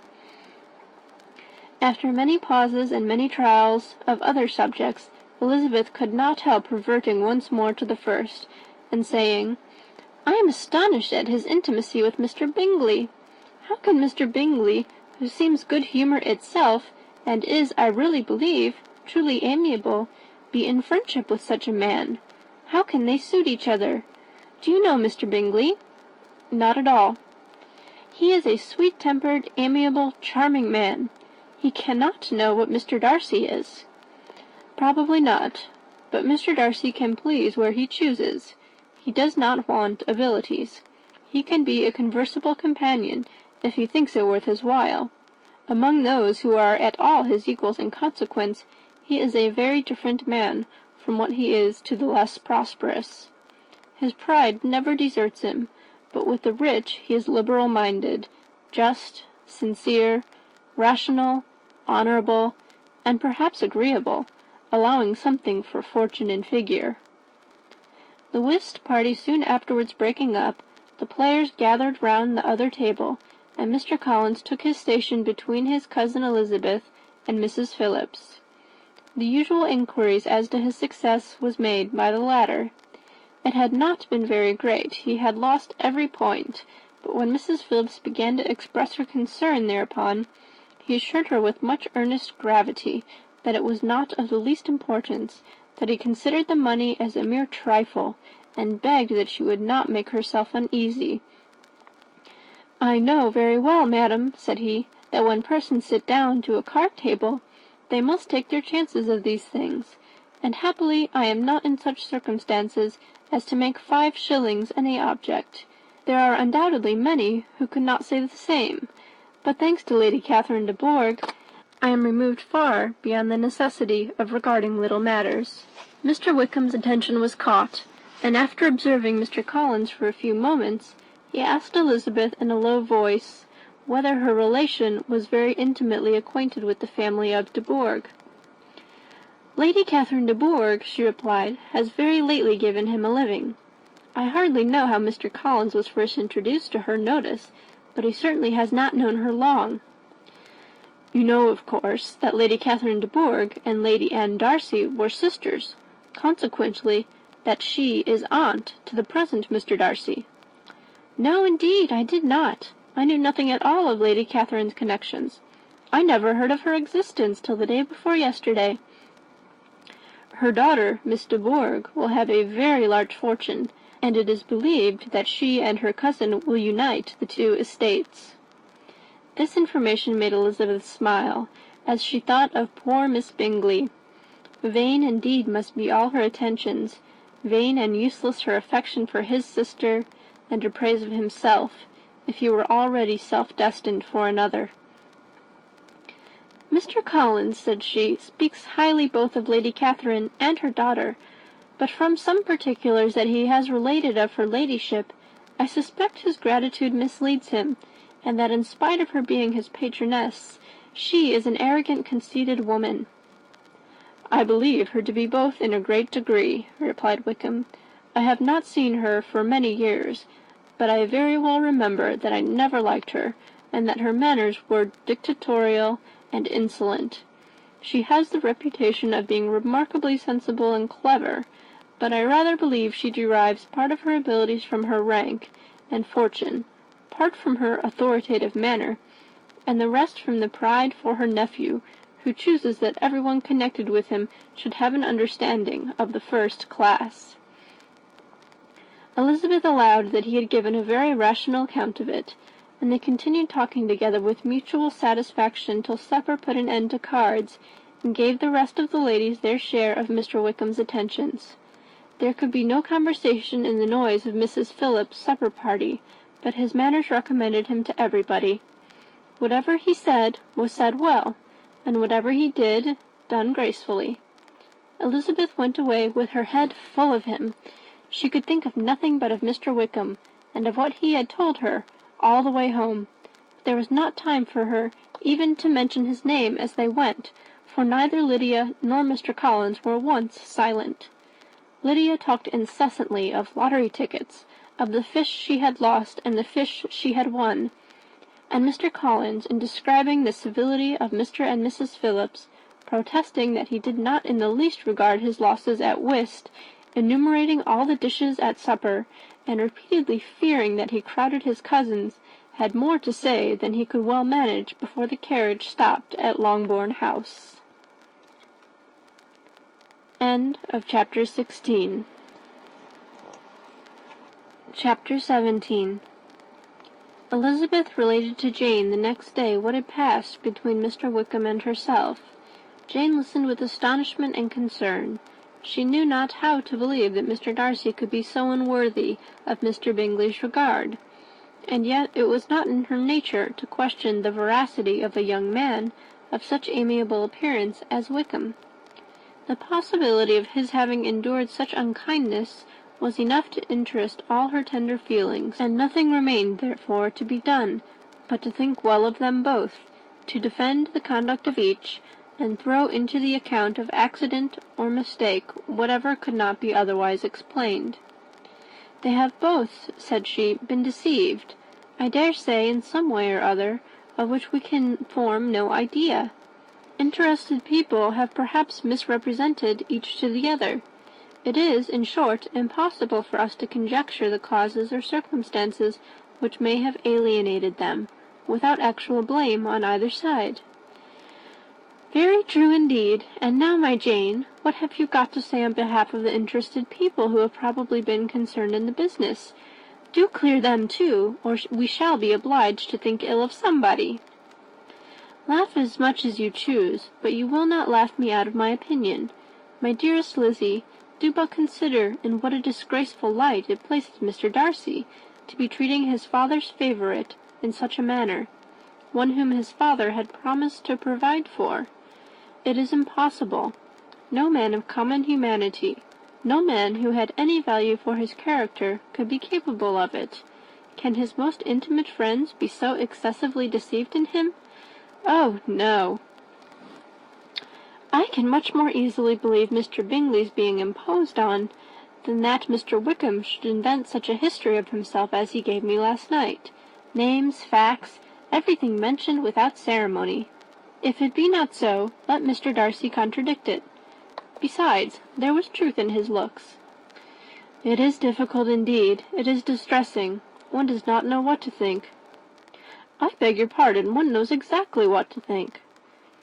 But Jane could think with certainty on only one point, that Mr. Bingley, if he had been imposed on, would have much to suffer when the affair became public.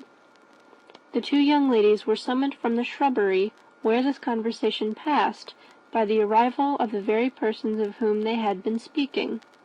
Mr. Bingley and his sisters came to give their personal invitation for the long-expected ball at Netherfield, which was fixed for the following Tuesday. The two ladies were delighted to see their dear friend again, calling it an age since they had met, and repeatedly asking what she had been doing with herself since their separation.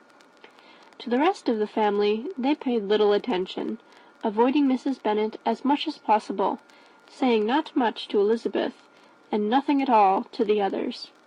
They were soon gone again, rising from their seats with an activity which took their brother by surprise, and hurrying off as if eager to escape from Mrs. Bennet's civilities. The prospect of the Netherfield ball was extremely agreeable to every female of the family. Mrs. Bennet chose to consider it as given in compliment to her eldest daughter, and was particularly flattered by receiving the invitation from Mr. Bingley himself, instead of a ceremonious card. Jane pictured to herself a happy evening in the society of her two friends and the attentions of their brother, and Elizabeth thought with pleasure of dancing a great deal with Mr. Wickham, and of seeing a confirmation of everything in Mr. Darcy's look and behaviour. The happiness anticipated by Catherine and Lydia depended less on any single event or any particular person, for though they each, like Elizabeth, meant to dance half the evening with Mr. Wickham, he was by no means the only partner who could satisfy them, and a ball was at any rate a ball. And even Mary could assure her family that she had no disinclination for it. "While I can have my mornings to myself," said she, "it is enough. I think it is no sacrifice to join occasionally in evening engagements.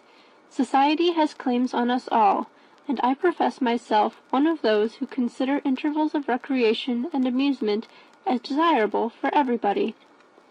Elizabeth's spirits were so high on this occasion that though she did not often speak unnecessarily to Mr. Collins, she could not help but asking him whether he intended to accept Mr. Bingley's invitation, and if he did, whether he would think it proper to join in the evening's amusement, and she was rather surprised to find that he entertained no scruple whatever on that head, and was very far from dreading a rebuke either from the Archbishop or Lady Catherine de Bourgh by venturing to dance. "I am by no means of the opinion, I assure you," said he, "that a ball of this kind, given by a young man of character to respectable people, can have any evil tendency, and I am so far from objecting to dancing myself, that I shall hope to be honoured with the hands of all my fair cousins in the course of the evening, and I take this opportunity of soliciting yours, Miss Elizabeth, for the first two dances especially, a preference which I trust my cousin Jane will attribute to the right cause, and not to any disrespect for her." Elizabeth felt herself completely taken in. She had fully proposed being engaged by Mr. Wickham for those very dances, and to have Mr. Collins instead, her liveliness had never been worse timed. There was no help for it, however. Mr. Wickham's happiness and her own were perforce delayed a little longer, and Mr. Collins' proposal accepted with as good a grace as she could. She was not the better pleased with his gallantry from the idea it suggested of something more. It now first struck her that she was selected from among her sisters as worthy of being mistress of Hunsford Parsonage, and of assisting to form a quadrille table at Rosings, in the absence of more eligible visitors. The idea soon reached to conviction as she observed his increasing civilities toward herself, and heard his frequent attempt at a compliment on her wit and vivacity. And though more astonished than gratified herself by this effect of her charms, it was not long before her mother gave her to understand that the probability of their marriage was extremely agreeable to her. Elizabeth, however, did not choose to take the hint, being well aware that a serious dispute must be the consequence of any reply. Mr. Collins might never make the offer, and till he did, it was useless to quarrel about him. If there had not been a Netherfield ball to prepare for and talk of, the younger Miss Bennets would have been in a very pitiable state at this time, for from the day of the invitation to the day of the ball there was such a succession of rain as prevented their walking to Meryton once. No aunt, no officers, no news could be sought after. The very shoe roses for Netherfield were got by proxy. Even Elizabeth might have found some trial of her patience in weather which totally suspended the improvement of her acquaintance with Mr. Wickham, and nothing less than a dance on Tuesday could have made such a Friday, Saturday, Sunday, and Monday endurable to Kitty and Lydia. End of chapter 17. Thank you for listening to Narrated Books. If you enjoyed this audiobook, hit like and subscribe for more amazing stories. What book should we narrate next? Let us know in the comments.